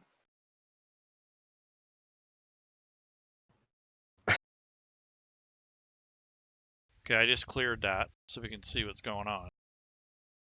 Now, instead of doing it that way manually, which there's no problem with that, it's just longer, I'm going to roll against their perception of this is going to be 13. Or excuse me, the characters are going to roll their perception against the DC of 20. So let me roll that. And now it tells me who passes or fails. So fail, fail, fail, fail, and fail. So everybody here failed their perception check, and I didn't even have to say anything. The roll is hidden. Instead of saying roll for, for perception, that would automatically tell them that something's happening. So rather than doing that, I handled it behind the scenes. I reversed it. So the goblins rolled a really high stealth against their perceptions. It tells me who passed and who failed. I mean, that's really simple. Instead of doing it the other way, which takes a lot of time and you have to manually calculate everything. Nothing wrong with that. That's simulating your regular face-to-face tabletop. So anyways, the result is that the goblins get the first attack. All of them. So I went ahead and put the goblin stat block up here. So if I need to review it, it's right there. Put that on my notes. So I can have this worked out ahead of time, to be honest. I kind of like rolling when it happens, but you can technically have this worked out ahead of time. So the result was 20. It rolls against their perception. No cheating there, and it's an actual thing. So there we go. So now we know that the party members are not going to get the jump, and that they are going to be the victim of being losing a turn, basically. So, but the way this is set up is that you will be sending those goblins to the combat tracker. So what they want you to do is for the ambush, bring up the encounter, you send it over to the combat tracker, and you're ready to go. Then you just run the combat through the combat tracker by dragging the attack rolls and the dice back and forth on the combat tracker. That's how you do Theater of the Mind. If you don't have any maps or anything, you can run everything right in the combat tracker. And that would just be like you bring up a character sheet, and let's say the folk hero wanted to attack goblin number 1. You come here, find the great sword, drag it to goblin number 1, and he missed. So you could do all that right here without any battle map. But if you want more of a visual representation, then what you could do is simply bring up the party sheet showing you guys earlier. You come to this order, and you can actually use this for kind of a rough idea of where people are in space, how they're arranged or how they're sitting next to each other. So this would be one way you can handle it to kind of get more of a visual. You don't even have to share this with the party. This could just be for you, so you get a better vision of what's happening here in the combat tracker. Another thing is you can have this set this watch order.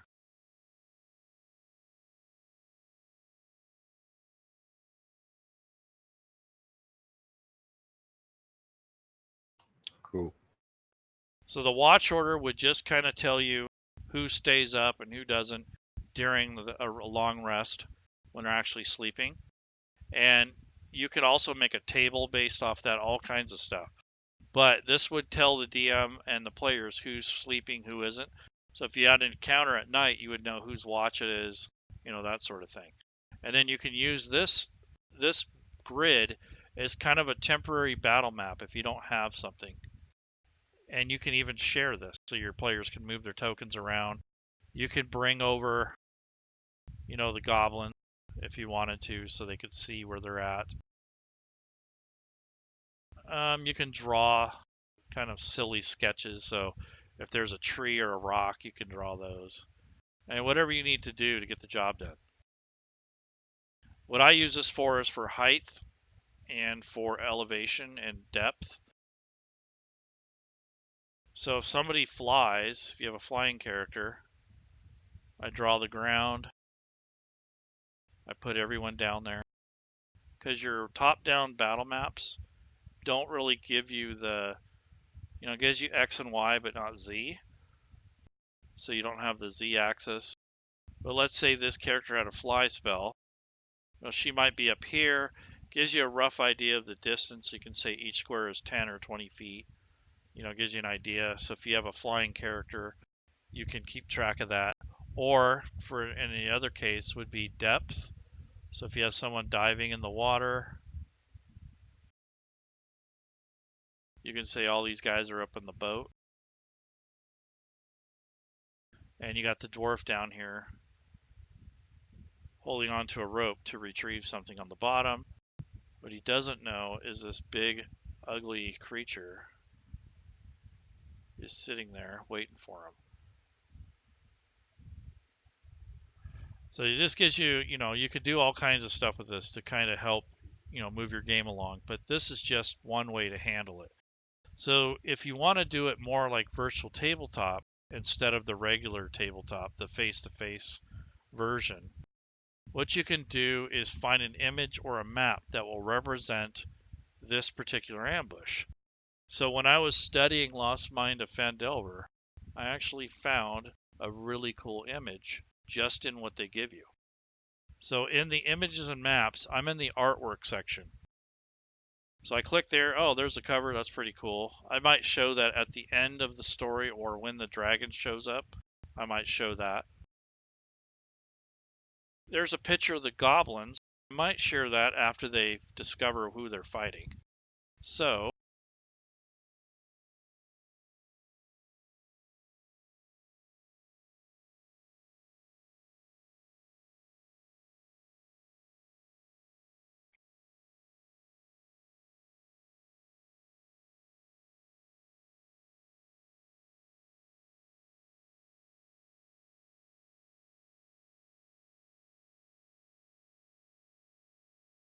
there's a stat block. Here's the handout.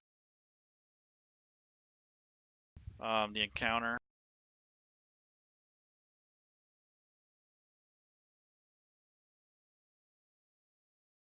So everything I need will be in one area. And now I came across this image here, and I thought, that is perfect. This shows the trail, and it's immersive, so it kind of gives you the feel of where you're walking into the Tribord Trail. So I was like, this is awesome.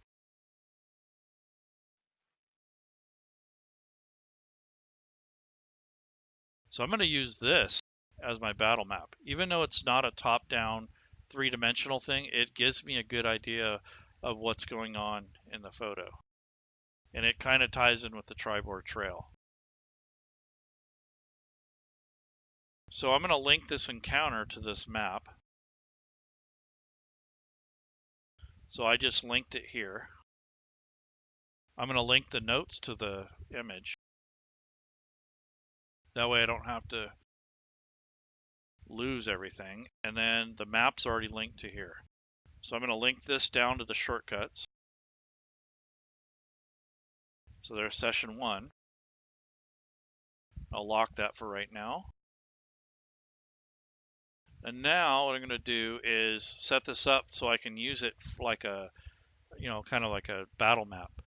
So I'm going to right click on the map, and I'm going to click layers and set grid, and I'm going to left click and hold this mouse button down until I get about 50 squares, maybe like 60 at the most. There we go, 58, close enough. And they cannot see these pins. So these red pins are hidden from the party. This is just for you. So even if you share this map, they'll see the grid, but they will not see the pins. And to share this map, again, I right click and click share sheet, and that will share the map with the entire party. But I'm setting this up right now, so I wouldn't share it with anyone yet. I'd be doing this before our first session. So now I'm going to place the characters on the map ahead of time. So that's ready to go. So this green helmet, like you said earlier, you can drag them all onto the map. So that puts them all in there at once.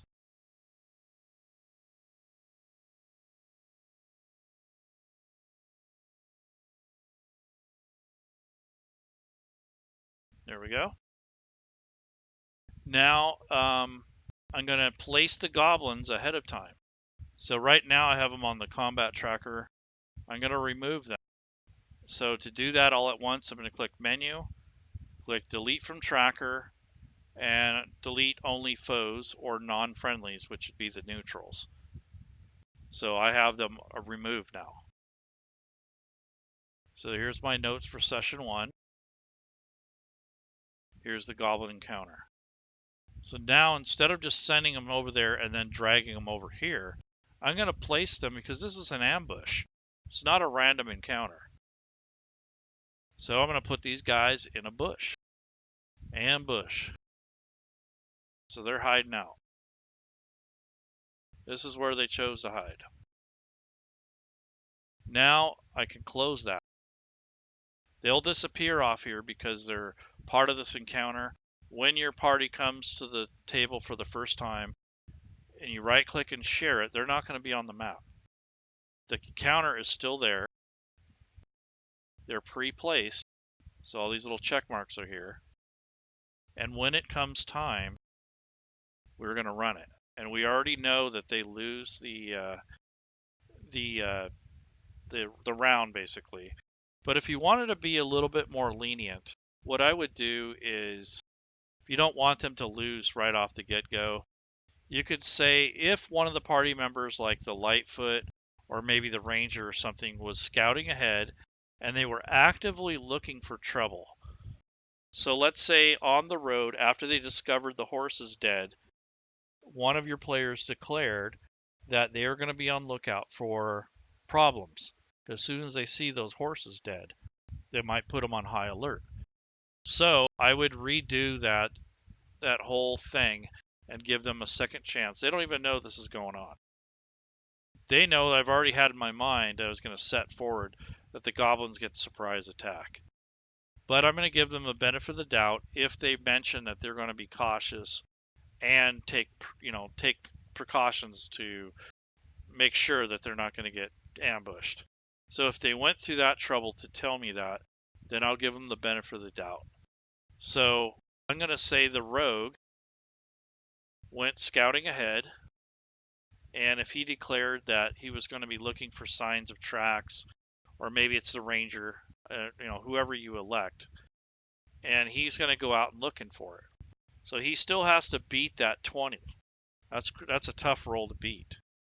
But you never know what will happen with the dice. So I'm going to give him one more chance to discover if anyone's out here trying to jump him. So he's maybe 100 yards ahead, and he's looking around and kind of poking around, making sure nothing's coming up. So he's going to roll his perception. Now, perception isn't always sight. It could be smell. It could be a feeling. It can also be, hearing. So maybe he hears something. And it could be any of those things. So let's roll his perception.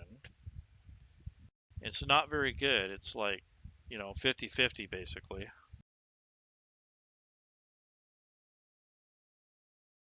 wow, he rolled a 16. That's pretty good, but it didn't beat that 20 that they had rolled earlier. Or you could re-roll for them if you felt generous. I mean, now you're kind of bending the rules kind of to fit your players, which is fine. But anyways, we're going to say that they did not get any sort of clue that they were going to get jumped. So now what's going to happen is I'm going to bring up this goblin encounter, and I'm going to describe the situation where they're looking at the arrows, and I send them to the combat tracker. Now they're all ready to go on this combat round. So in order to make things more organized for you, to make things easier, you want to place all your windows where you want them to be before you even start your combat. So maybe a half an hour before the table starts, you'll get all this sized where you need it. And then if you resize the map and it kind of gets all screwed up, you can resize it and adjust it so that it's a little bit easier for you to look at, and you can still have room to see everything else. So here's the goblin ambush. I don't need that right now. But I do want the story. So let's see. Here's the ambush.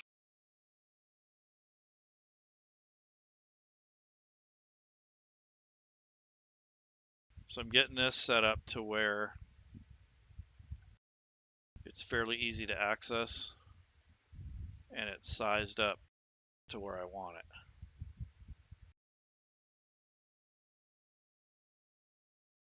Okay, and now I'm going to bring up the goblin stat block. I want to have this ready to go.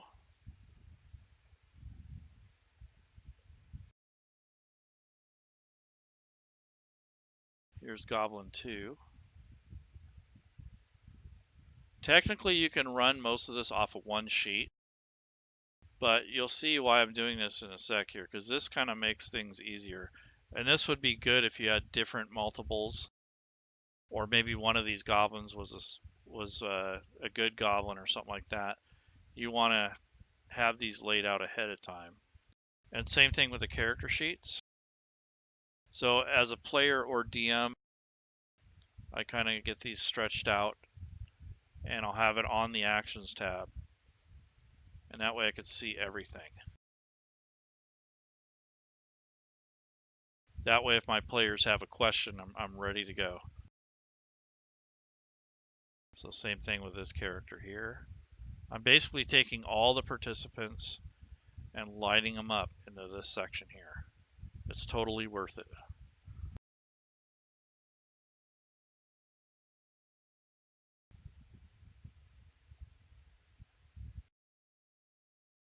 So while I'm doing this, is there any questions? When you switch between the sheets, it'll automatically bring it forward, right? Yes, yes. Oh, okay. So this is why I'm doing it. Yes, makes sense. Okay. Thanks. Yep. So it will make it much easier when you need to do things. Okay. So when you click on these tokens, oops, that one wasn't placed.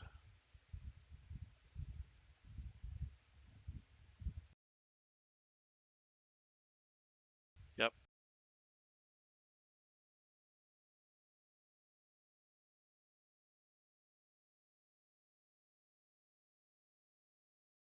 That way you don't have to move them all over the place. Oh yeah, yeah.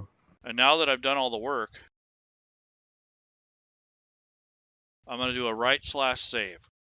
So this is where you want to be right before you run the module. Just like that. You can see your map, you can see your story entry. If you want a little bit more map and less story, you can drag this down a little bit. I'm going to right click on it, click resize, and I'm going to adjust the, oh, wrong. I wanted the vertical, not the horizontal.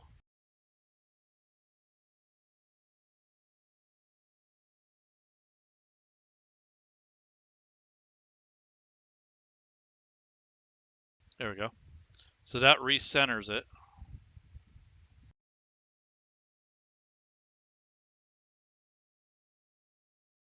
And then when you want to zoom in, you click on the map and roll your mouse wheel forward, and it'll zoom in. If you want to go left to right, you can drag this thing here,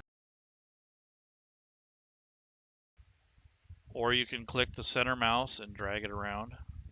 So you got to get used to the maps and how to control them. So this is where I want to be when I start this encounter.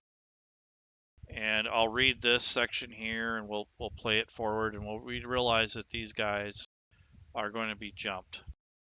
So I'm going to start at the top of the round, clicking up here to get the first combatant ready to go. You have this little arrow. I do have a question. Sure. If a monster cast, let's fire up. No, you have the wrong monster. You're cutting out. Yes. Monster fire. How can it affect several players? I couldn't hear you. It was like cut off every other word. So are you on a phone or? Because it's going like that. I think type out the question. Yes, please. Instead. That would work. We'll get you.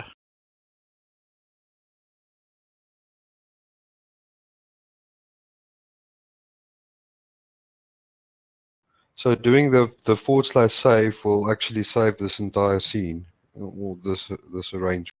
Yeah, but what will happen is there's an extension that will save all the locations, and it'll open it if you leave it like this when you save. But if you don't have that extension, everything will be closed. But if you open up everything the way you did earlier, they'll all be in the same location. So if you open the combat tracker, it'll be open. Once you start clicking down that list of creatures, they should open in the same place where you had them placed. So everything will be in the right place. You just have to open it up systematically. Okay. This would have been so helpful this morning when we did the one shot. I was all over the. Was that John that was trying to ask? Yes. Yes? Okay. Yes, he was trying to ask. I asked him to type a question in the chat, but maybe he doesn't want to. I don't know. Okay, he said he'll ask me later. Okay. Okay. So now we're at the point where we're getting ready to run this combat. So we know that the goblins are going to go first, and then I'm going to roll initiative again because basically the goblins get the first round free. So this goblin here, it's kind of lightly colored. It's kind of outlined. That's how I know it's him. That's his turn.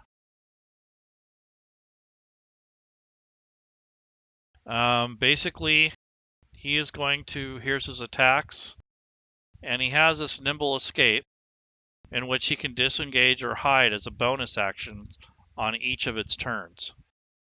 So keep that in mind. So he's going to pop out here. He's still hidden. I'm going to roll a stealth check for him. So here is his stealth. He rolled fairly low, so he thinks he's hidden, but he's not. He didn't beat their passive perception of 13. So basically he popped out. He thinks he's hiding, but they actually know where he is. And he uses his bow. So if I want to target somebody and not have to drag the roll, so basically you could do two different ways. You can take this attack from the short bow and drag it and drop it on top of any of these tokens. So I'll zoom in a little bit.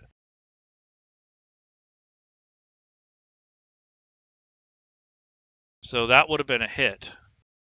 And then I'd roll damage by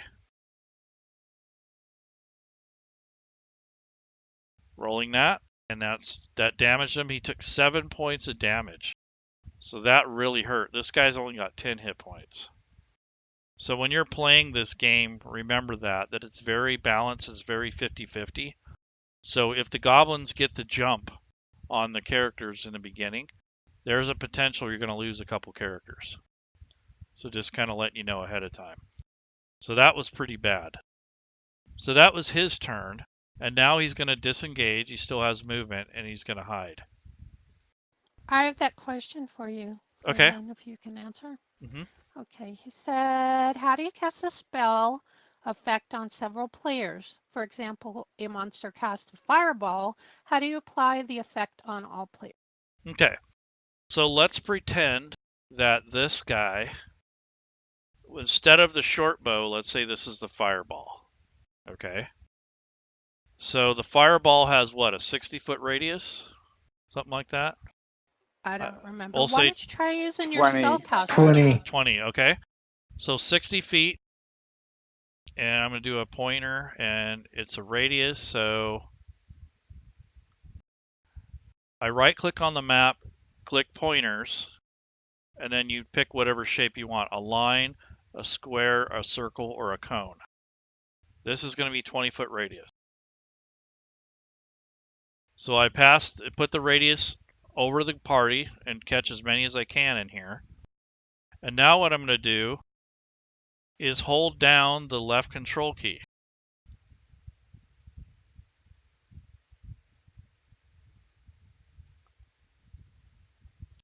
I've clicked on each target, so everybody here is targeted now. Once I've done that, I click the attack roll or the save die, whatever it is in the spell, and it will automatically determine who saves and who doesn't. And then when you apply damage, it automatically does half damage or full damage depending on what they rolled and or their resistances. So hopefully that helps with that. And our spellcaster isn't high enough level for the fireball. Oh, that's true. It's a 3rd level spell. Yeah. So that's how you would handle the spell. Once you were done, you can erase the pointer. And to untarget them, you just undo it.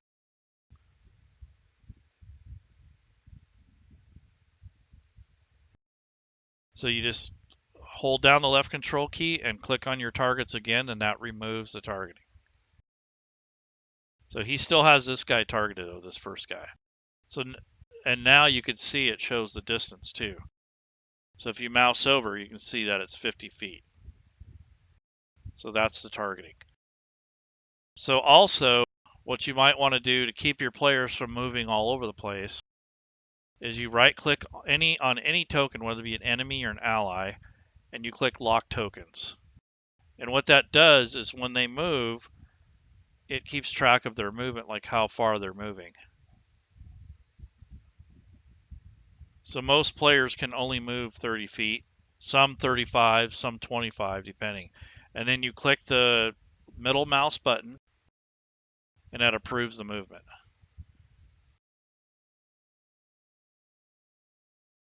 So we'll go through that again in a sec. So now this goblin already went. So that's his turn. He's hiding. So I'm going to roll. Well, he thinks he's hiding anyways. Goblin number 2 is down here. So since that goblin has their attention, he's going to try to sneak over here. So he can only move 15 feet max when he's sneaking up forward. So you have to go really slow, like half your movement rate. And he's going to roll a stealth roll.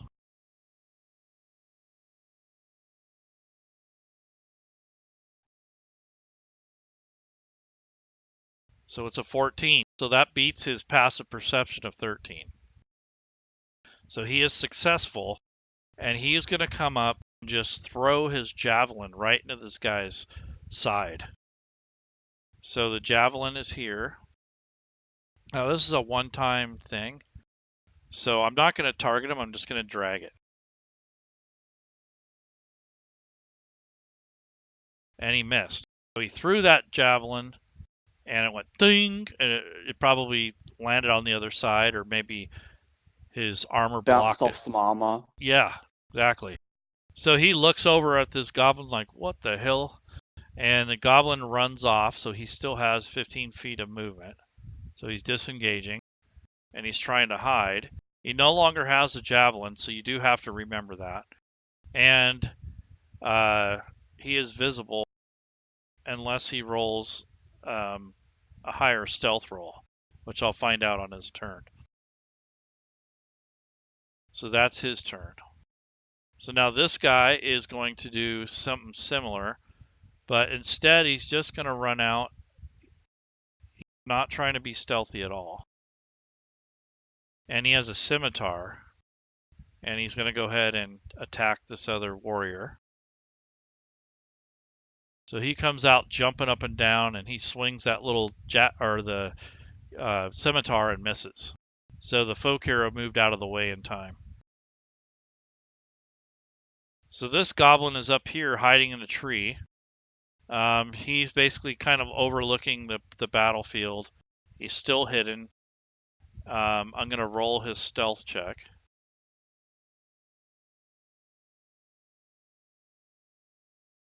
Well, he thinks he's hidden. But he's actually visible. They know where he's at. And he is... Sorry, DM, just a quick question. The players, are they aware of hidden monsters on the combat tracker? No. Okay. They don't see them. Okay, cool. And they don't see them on the map either, if they're set up right. If they're hidden, okay. Yep. So he thinks he's hidden, but he's not. They know where he's at. They have a rough idea. So he just comes out with a short bow. Again, I'm going to hold down the left control key. And if you look in the combat tracker, after I click on the target, it'll say target's Hildorf. So now all I have to do is double click. I don't have to drag the dice roll. And he missed. So that arrow goes whoosh, it just goes winging by him. He heard the dwarf. It went right over his head. And he looks up in that tree and he points his battle axe or whatever, his weapon at him and says, okay, buddy, you're next. So that would be round one. So basically the players don't get to attack. They lost the surprise round. Now I'd go to the menu and go to initiative. And I'm going to roll for everybody since I don't have any players connected. So it reshuffles the order. And now we're at round two.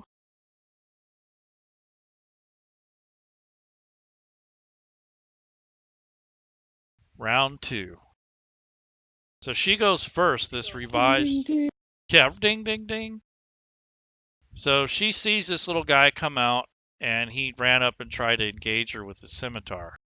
So before he can actually move, she takes a swing at him with her... Let's see what she has. Okay, she has a great sword. And it is basically ready to go, locked and loaded. It's a two-handed weapon. So she's going to go ahead and attack with it. So I can drag it from the character sheet right onto the goblin here. And it's a hit. So she scored a nice blow. Now let's see how much damage she does. So she swung that thing almost overhanded and come crashing down on the guy and got past his scimitar. And she killed him. So it says damage exceeds hit points by 1, status dying. So this goblin, in effect, is unconscious and basically bleeding out. So unless you want somebody to revive him or something in your story, just remove it off this combat tracker. If you want to remember where his body was, just draw X or something, so you remember where he was. And that's basically his turn, or her turn. But she's going to move. She has a little bit of movement.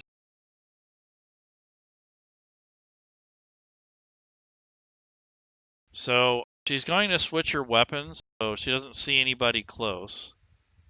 So what she's going to do is I'm going to put on her fighting style archery. So that's a custom effect. That adds +2 to any of her ranged attacks. And she's going to switch her weapon, and she's going to bring out her longbow, and she's going to move over this way a little bit to the right. So that's her turn. She's not going to move too far ahead in case of danger, but she did bring out her bow, so that's good. So Goblin number 1 sees this, and he's not too happy. He's pretty upset that one of his friends went down. So the guy is really distraught. Like he doesn't know, what's he gonna do. He's kind of freaking out. He's a goblin. He'd probably like it. Think so? Yeah, he'd probably laugh, knowing how they are. So he goes, hey, hey, hey, hey. And he comes back out. And he takes another pop shot over here at this guy. So he likes the idea that this guy's already wounded. They're opportunists, so he's going to take the opportunity to take the guy. He sees him limping, so he knows he's hurt. Goblins are stupid, but they're not dumb. And he missed. So that was horrible. He's going to run back behind the brush. So in a sense, he is kind of hiding. He'll have a little bit of cover, but they know where he's at, so he's not hidden.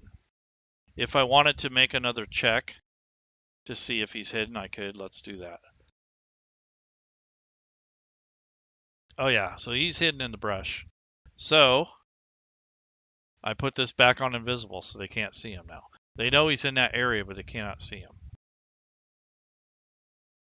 So Goblin number 2 is basically uncertain of what he's going to do. So I think he's going to disengage and run up towards his friend here. And he's going to take out his bow and try to attack the same guy.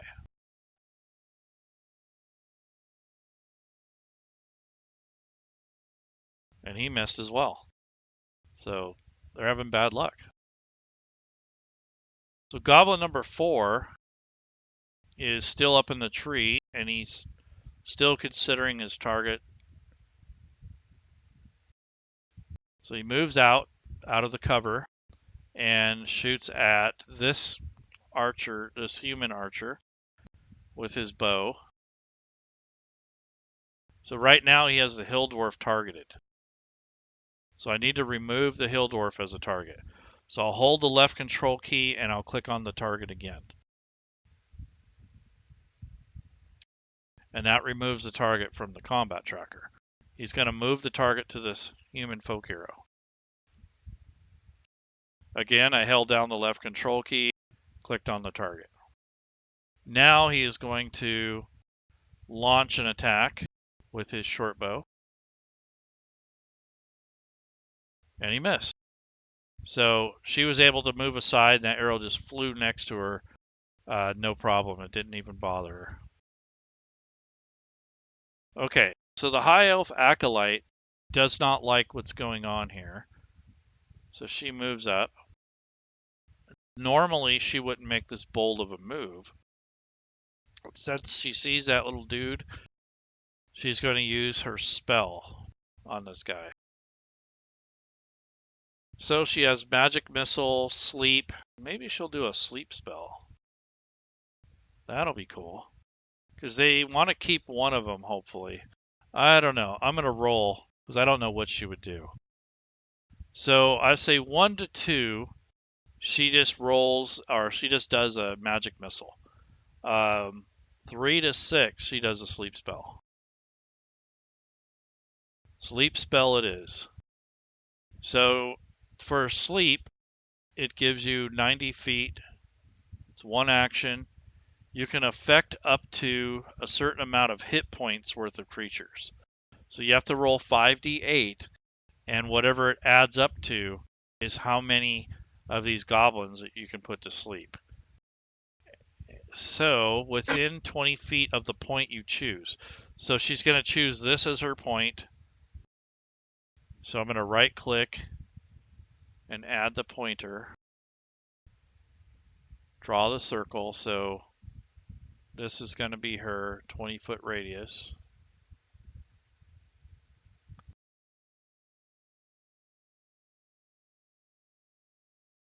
So it's not enough to get all of them, but she's going to get 2 of them.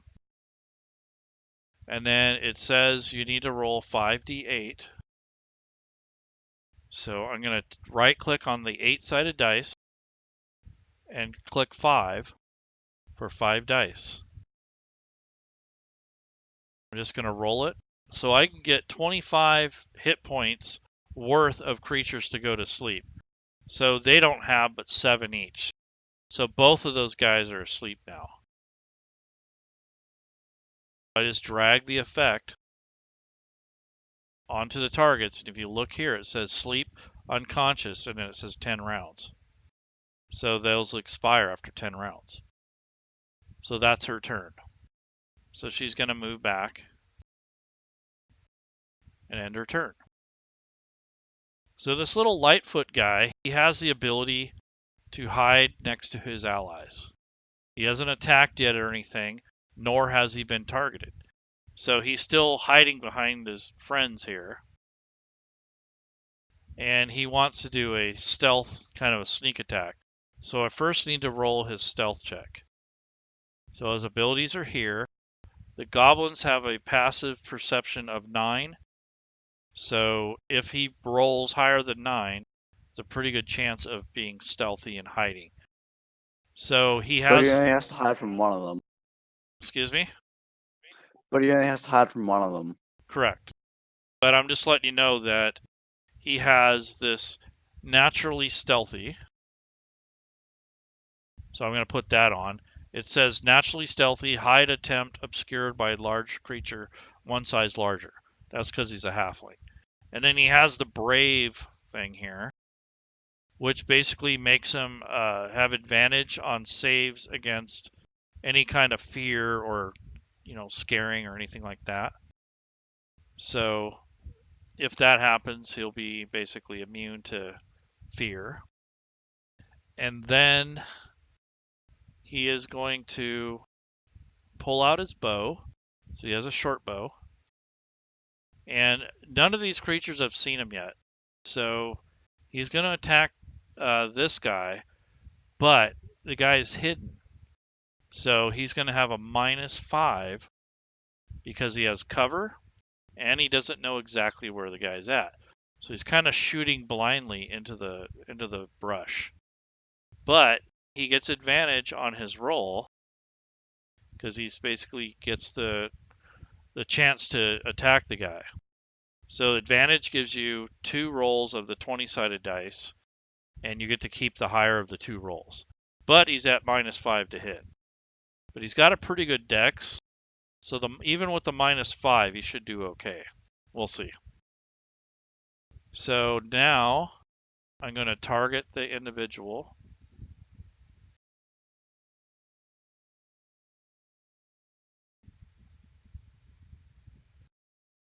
So he's got the goblin now targeted.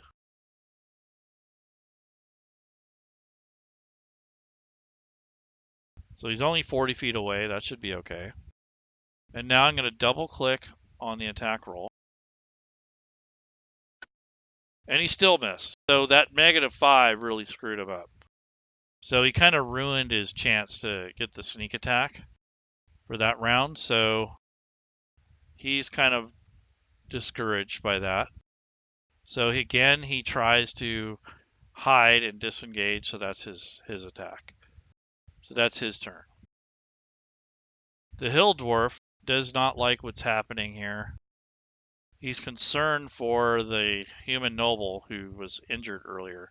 He's got 7 wounds against 10 hit points. So he is going to move this way and move this way and down here. And he says, "There you are, fella," and he reaches out to try to help him. So the dwarf has resilience to poison. So I want to make sure to put that on there first, because that's an ongoing effect. And I'm going to drag the heal spell. So I clicked on his spell slot, and I forgot to do that for the wizard. I'll do that later. And then I will drag it on him. So it's healed him for a total of 9. So he's got all his hit points back. So he did his job. And then he's going to move it, call it an action, basically. He's done. Okay, Human Noble is feeling much better. He is going to charge towards the location of this creature, and he's just going to charge through here. He's dashing, basically. It slows him down when he gets in the bushes. He doesn't see where the goblin is. So the goblin gets an opportunity attack on him because he doesn't see where he is. He's trying to flush him out. Anyway, so the goblin makes an attack, but it's an opportunity attack because he's moving past him, basically. So I just click the modifier, and then there's opportunity. And there's another way you can do it with shift, I believe. There's shortcut keys. So now the goblin is basically still considered hidden. He will get advantage. This will be like a sneak attack for him. So he is going to roll for his scimitar.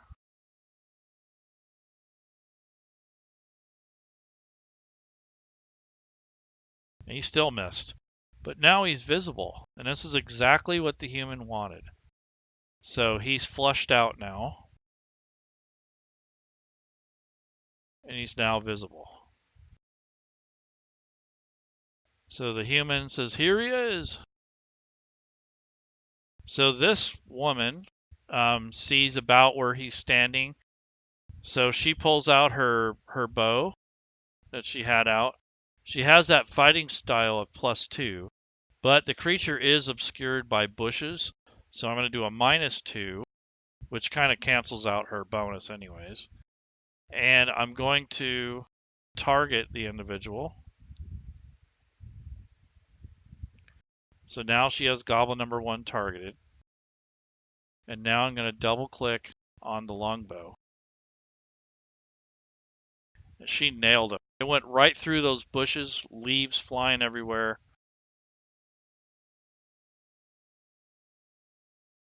And she did a total of 10 points of damage, took him out. So that guy's dead.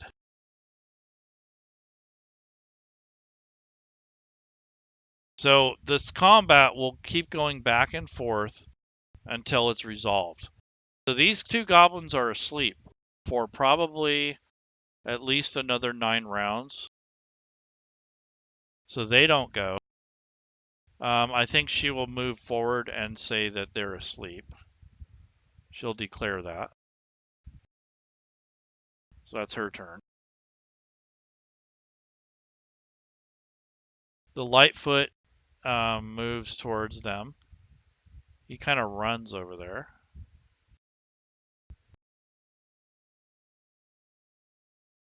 The Hill Dwarf moves this way.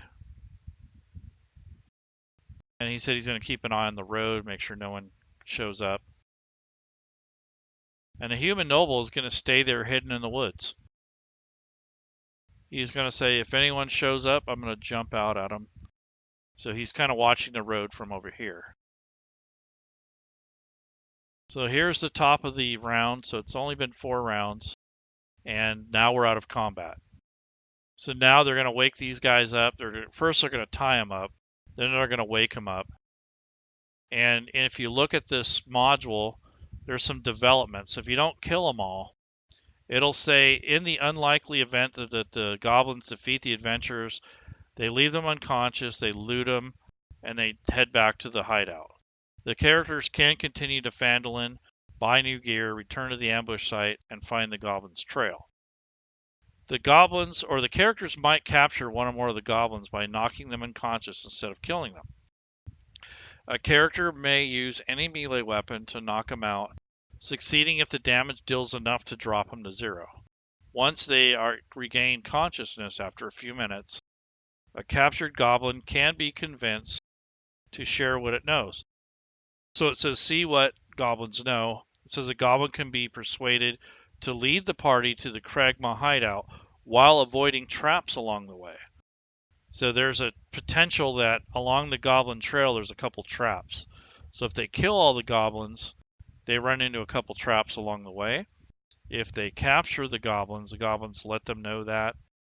And it skips to the chapter where the Kragma hideout is, which is something I had planned for.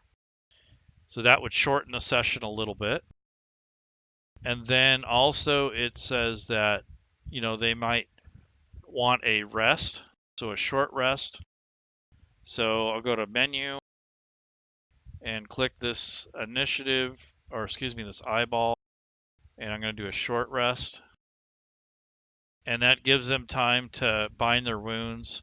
If anyone had any damage, they can use their hit die recovery, which is down here. It's like a natural healing. And that would be what they would do to kind of recollect themselves. Then they would take the goblins to the hideout with the goblins' guidance. And the goblins know. Don't wizards have arcane recovery? Yeah, she could probably. Which activates on. Yeah, if her spells are, in fact. Let's see. It depends on what they are. So her school, I don't remember. It's.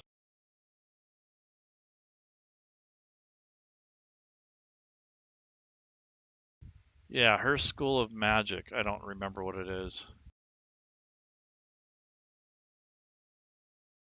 But anyways, if she has spells, let's say she was the school of evocation. So that would be magic missile. You're right, she used one of her spell slots. So magic missile is one action. It's evocation spell. So if it was in the same school as her school and below a certain level, she could recover it. So the rules here says you've learned to regain some of your magical energy by studying your spell book once per day. When you finish a short rest, you can expend spell slots to recover. The spell slots have a combined level that is equal to or less than half your wizard's level, rounded up. And none of the slots can be 6th level or higher. So it tells you that you can recover. So at 4th level, you can recover 2 2nd level or 2 1st level spell slots. So in this case, 1 spell slot can be recovered, which is fine. And then I'd click this arcane recovery, and she'd have both her spell slots back. So yes, you could absolutely do that. Now the fact that they have these captives, they'll avoid the trail that leads there, basically where all the traps are. And now it tells what the goblins know. So if you click here, the goblins tell them about the leader and tells them a little bit about the cave and all kinds of good information. So this would be a good way to get the party members a better chance to defeat the enemies in the actual Kragma hideout. But once this combat is resolved, even if you don't kill these goblins, when you go to award the experience, you come to this party sheet, you go to XP, you bring up that encounter, and basically you're going to award the party for the encounter. So killing the goblins doesn't have a whole lot to do with the experience. That's the baseline experience. I'm going to unlock this. I'm going to give them an extra 50. Anybody know why? Because they managed to keep 2 goblins alive and interrogate. That's right. They actually worked together as a team. They survived not having that, that first attack, and they have more clues for the game. So that's really awesome. So I'm giving them out of the kindness of my heart an extra 50. And when I drag this over, It stays in there, and this keeps a record of what you've awarded. So if I click award, it says all these characters got 50 gold or 50 XP apiece, and it keeps track of it up here. So if there was treasure involved, which this encounter for some reason doesn't have a treasure parcel. It makes no sense that they looted the party and then they don't have anything on them unless they stashed it in the woods somewhere. So I would make a little parcel for this encounter just so your characters feel like they've achieved something. I wouldn't give them a lot, just a few things. So I'm going to make a parcel myself. So the parcels are basically awards for treasure items and material things. So I'm going to make my own little group here. So I click this edit button, click the green plus button.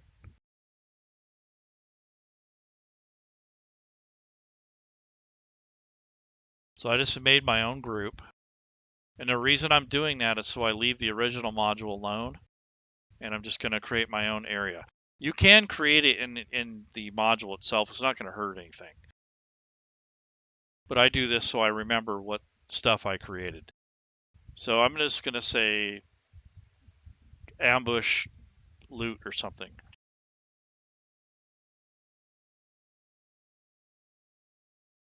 I'm just going to put all the characters' gold back here if they were, if they were looted. Or maybe the gold comes from Sildar and Gundren and the horse. So we can say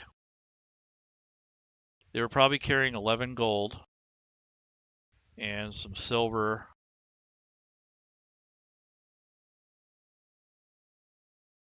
Maybe a few copper pieces. And then for items, let's give them let's see. I'm going to go to the items section.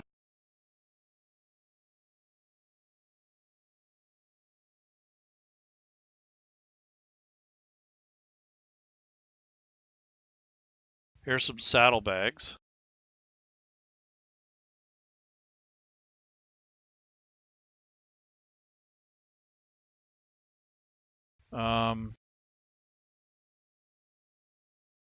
There was a scroll case.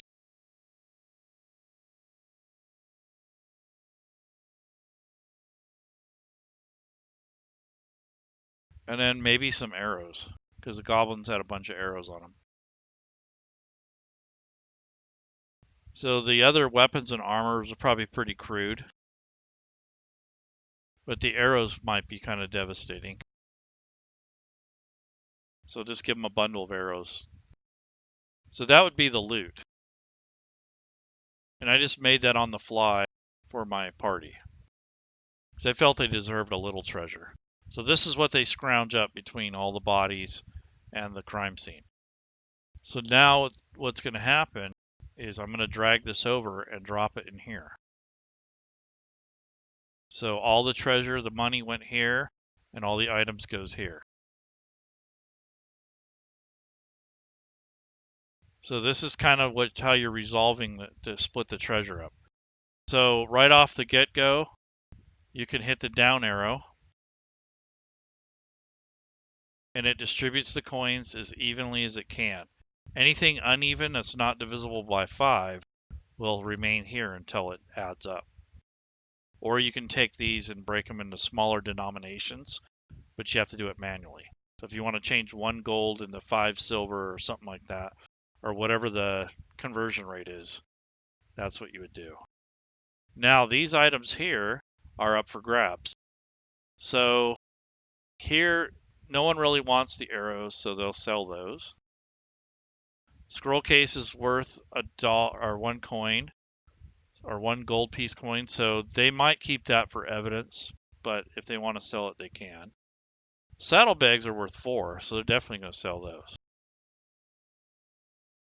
So the wizard says, let's keep the scroll case. I want it.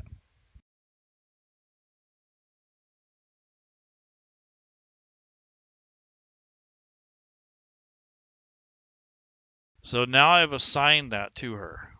even though, she's not going to get any treasure for it. The other guys are like, when we get to Phandalin, let's sell this stuff. So fast forward, we went to Phandalin, we got there, and now we're going to sell this stuff. The shopkeeper is starting off at 60%. However, they are kind of the heroes, assuming they rescue Gundren in them. So he's going to start off at 65%. So I up it to 65% of the value. So then the party members kind of go, we kind of worked hard for that. That was not an easy fight. We almost lost our lives. So the guy says, well, what do you have in mind? So they said, how about 75? And he says, I don't know about that. No, I'm not giving that price to anybody. So the most smooth talking character, let's see, the human noble. The edgelord rogue threatens him. That's right. The edgelord of the town, right? Or the gang. So they have to convince him to get him to move his price, to move it up in their favor. So I am going to go with his persuasion skill. It's +4. It's pretty decent. So if he rolls a 15 or higher, he is going to be able to negotiate that up higher. And for every 5% that it goes up is for every point he goes over. So if he rolls a 15, this will go up to 70. If he rolls a 16, it goes up to 75, so on and so forth. So let's see what happens. So we're going to do persuasion in the dice tower. He smooth talks the guy. He gets 19. So add 4 times 5, so 95%. So he sweet talks that guy into almost full price. Now they sell it. Any money that's made will sell. The arrows wouldn't sell because it's only 1 gold. It's not divisible by 4. So I have to fix that. So I'm opening up the item. How many silver are in a gold? 10. 10. 10 silver. So I'm going to try it again. This time it's sold because it's an even number, and they got 9 silver for that. So now that that's resolved, now I'm going to click this down arrow, and the assigned item went to the high elf because she wanted to keep that for evidence. Plus, she liked the scroll case. And then everyone else got their cut of the treasure. And if you hit this refresh, it refreshes the party inventory and you can see what everyone has. So you can scroll through here and you can see who has the most gold and their combined treasure and what they have on them. And I would share this with the party if they wanted to sell something out of their inventory. So for instance, if this human noble had some extra gear they didn't want, so let's say he didn't want to use these javelins, or they're kind of clumsy and they get in the way. So I'm going to have him drag those over. In order to drag all 3 of them, you have to hit the shift button. If you just do one at a time, it'll just say 1 javelin. You still got 2 more.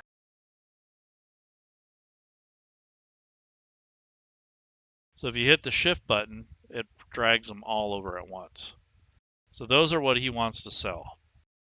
He wants to sell his, let's see, anything else? His fine clothing. He doesn't care about that anymore.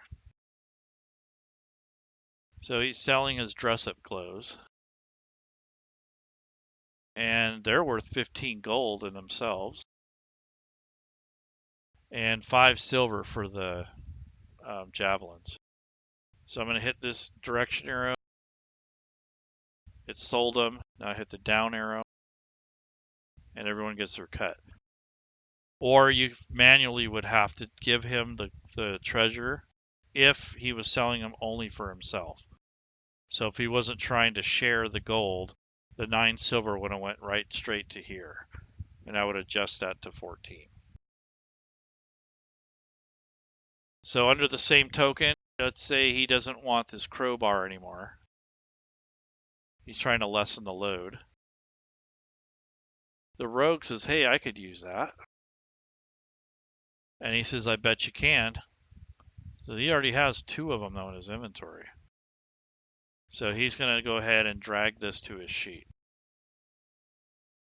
So if you share this sheet, your party members can distribute items back and forth, and they can buy and sell and trade. Then once that happens, I normally shut this off until they need to do that again.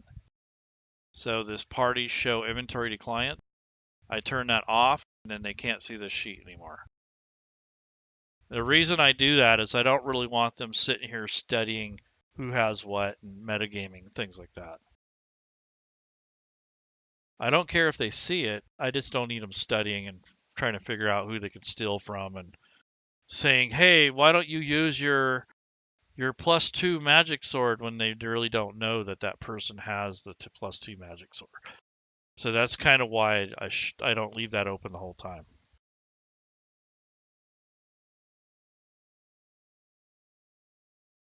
So basically, that's the end of this first part of the training. There are a bunch of other things to show you, such as how to make your own parcels.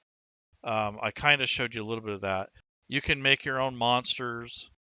You can bring in your own maps and grid them, kind of like I did in the beginning here. So to summarize, what we did is we went through the setup, we went through the layout, the organization, and then finally an encounter. And then to cap it off, we did the treasure and the XP awards. To get started, that's about all you kind of have to know as far as Fantasy Grounds goes. But if you want to make your own stuff, you want to build your own creatures and your own encounters and all that good stuff, it's really just drag and drop and kind of understanding the mechanics a little bit more, like balance, game balance, like how many goblins should I have and all those things. Fantasy Grounds won't do that for you. That comes with time and a little bit more familiarity. But Got another question. Sure. Diablo Bob wants to know if 2 party members pass a magic item between them, like you showed, does the item stay identified? That's a good question. You know, I don't know that. I'd have to look. So I'm going to, and I don't know if it'll work for the DM side or not. So I'm going to go to the item, and we'll say he had some +1 arrow. Okay. So it says, where did that go? Splendid arrow. So it is not. You would think that it wouldn't stay identified because the only person that knows it would be the person Right. that identified. Right, we'll check it out. So he knows it's a +1 arrow, but he doesn't say anything. So let's see. So here's the party sheet. Drag this over to the parcels. I think so, because now it's identified. So now when he goes to grab it, yep, so it stays identified. So to fix that, you would have to unidentify the item before dragging it to there. And that'd be an honor system. So if you were trying to... Although if they're friends, they'll probably tell each other what the magic items are if they give them to each other. True, that can happen also. But it doesn't calculate for that. Unless you're trying to pass off a cursed sword or something. Yeah, there you go. That'd be a good example. Well, besides, other than wizards and sorcerers, no one is able to identify anything. So Fantasy Grounds is basically what you put into it is what you get out of it. So if you're willing to put some time into it, you're going to get a lot more out of it. If you don't have time for it, it's going to be difficult to get anything out of it. It's one of those things where you have to kind of embrace it use it, practice, ask about it, watch videos, read PDFs. I mean, until you really get a good feel for where everything is and how it should flow. I just kind of give you examples of some of the basic stuff. I know that's a lot of information to take in, but hopefully that kind of illustrates how it flows or how it can flow when you're organized. And I can't stress more about you don't have to use this calendar system, but definitely consider doing this. This makes life so much easier because when everything's said and done and everything's shut down, and you're getting, let's say nothing is up yet.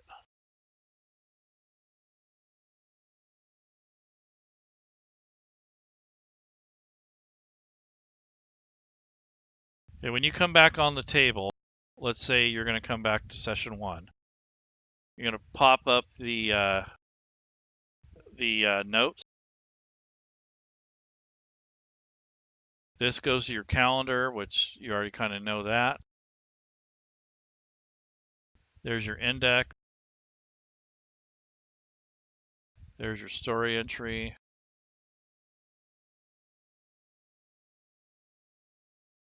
See, the goblin ambush is where I left it.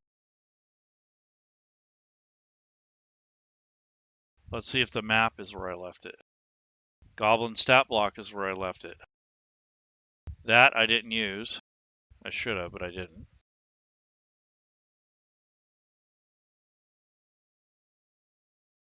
Yeah, so pretty much everything stays where you leave it.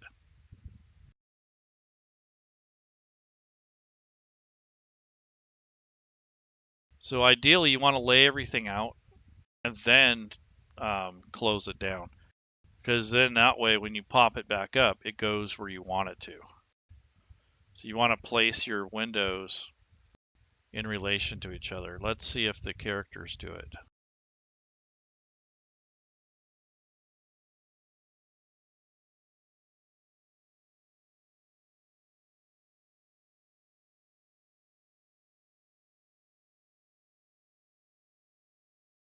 Yeah, so everything will go back as long as you leave it there and you dismiss it from these buttons if you can over here. But I think this is a good way to organize your campaign, and it keeps things clean and smooth, and you'll kind of have an idea of what you covered. And if there's something on there you didn't do, you can always just erase it off of there and put it in your next session. So if you didn't get to the Kragmaw hideout, you just got to like the cave mouth or something, you know, you could delete some of the other stuff that you didn't need or use. So it's just a matter of being organized, taking the time to research things, and you know, go online. There's a whole dictionary and encyclopedia out there of this stuff. Like if you want to know more about the history of the region, you can go out there and find, you know, more information about Phandalin, even if it's not included in the module.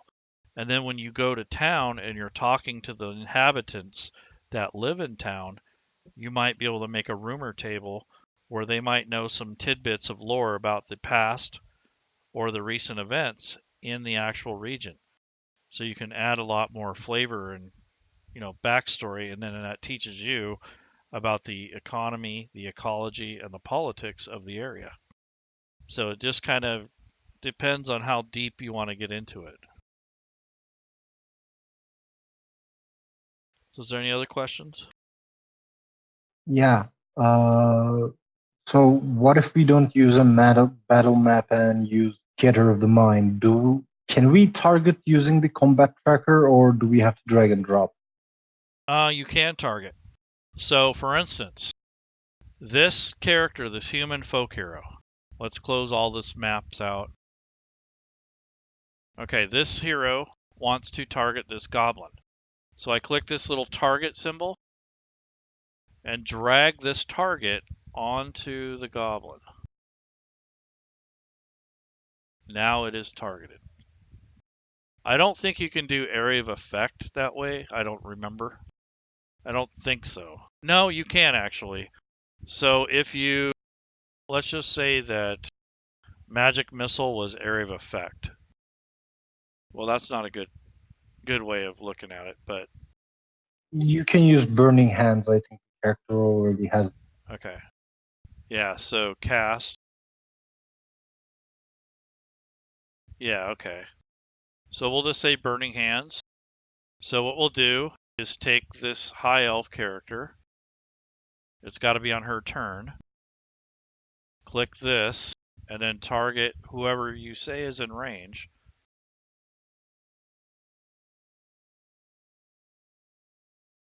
And see, there's 2 targets here. So now when she rolls the Shocking Grasp, or whatever the spell is, yeah, it'll tell you if they missed or hit. And then if it actually hit, you would roll the damage too. You'd probably drag that individually though. So 1 to this guy, 1 to that guy.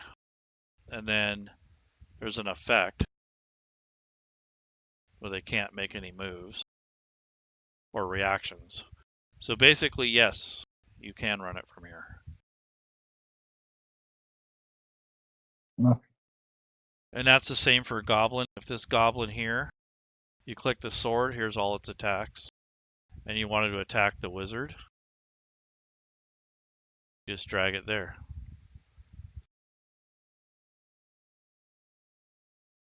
Yep. So you can run everything out of the combat tracker, or most things anyways.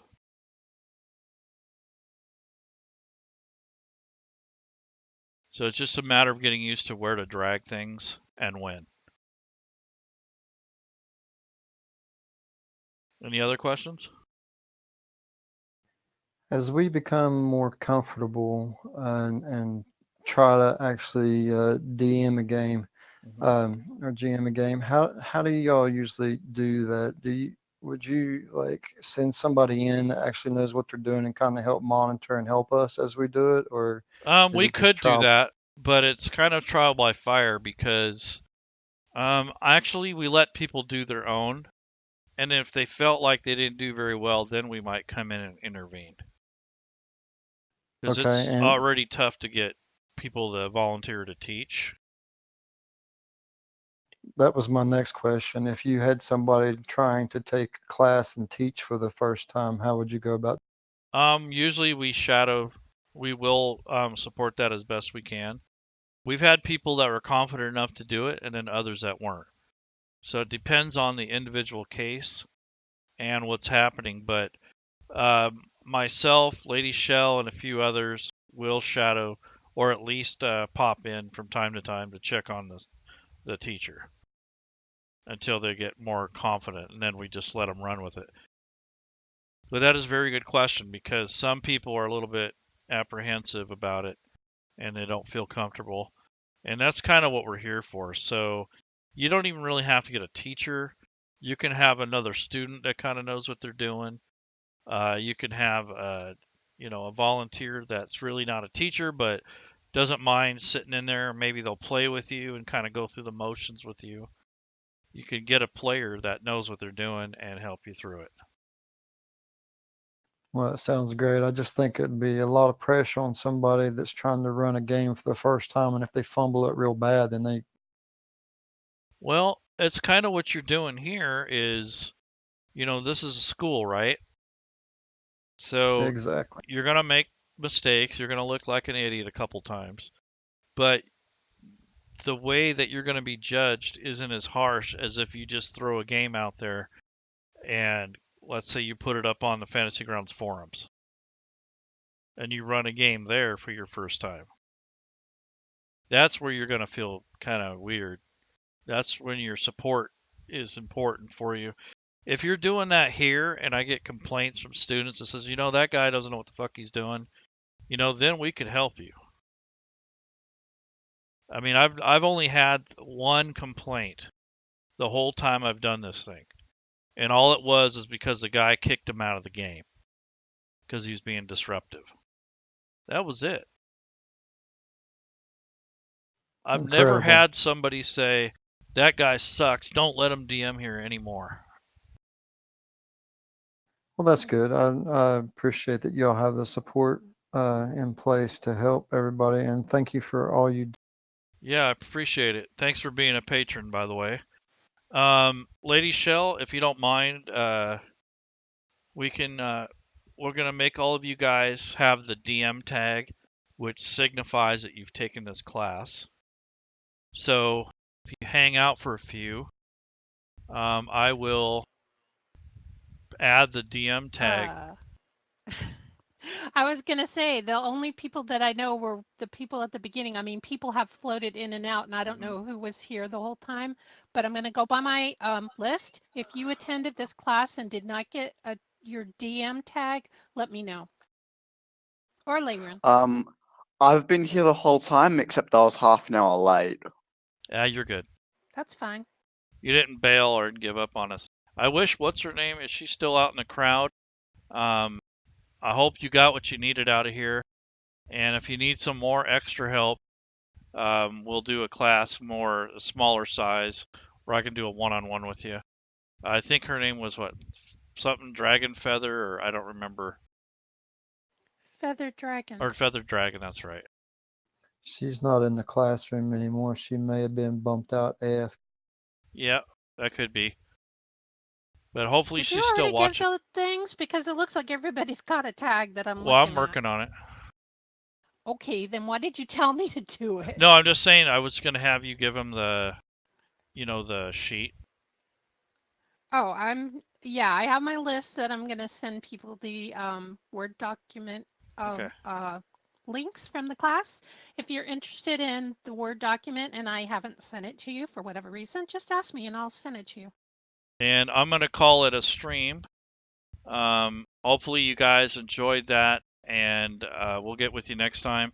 We don't normally do a live stream like this, just because of the logistics and the delay. But if you guys think this is a format that we should do more often, give us some feedback, and we'll definitely help you guys out. This would be good for lecture styles where you're teaching people when you're teaching like near 3-digit number people. Okay.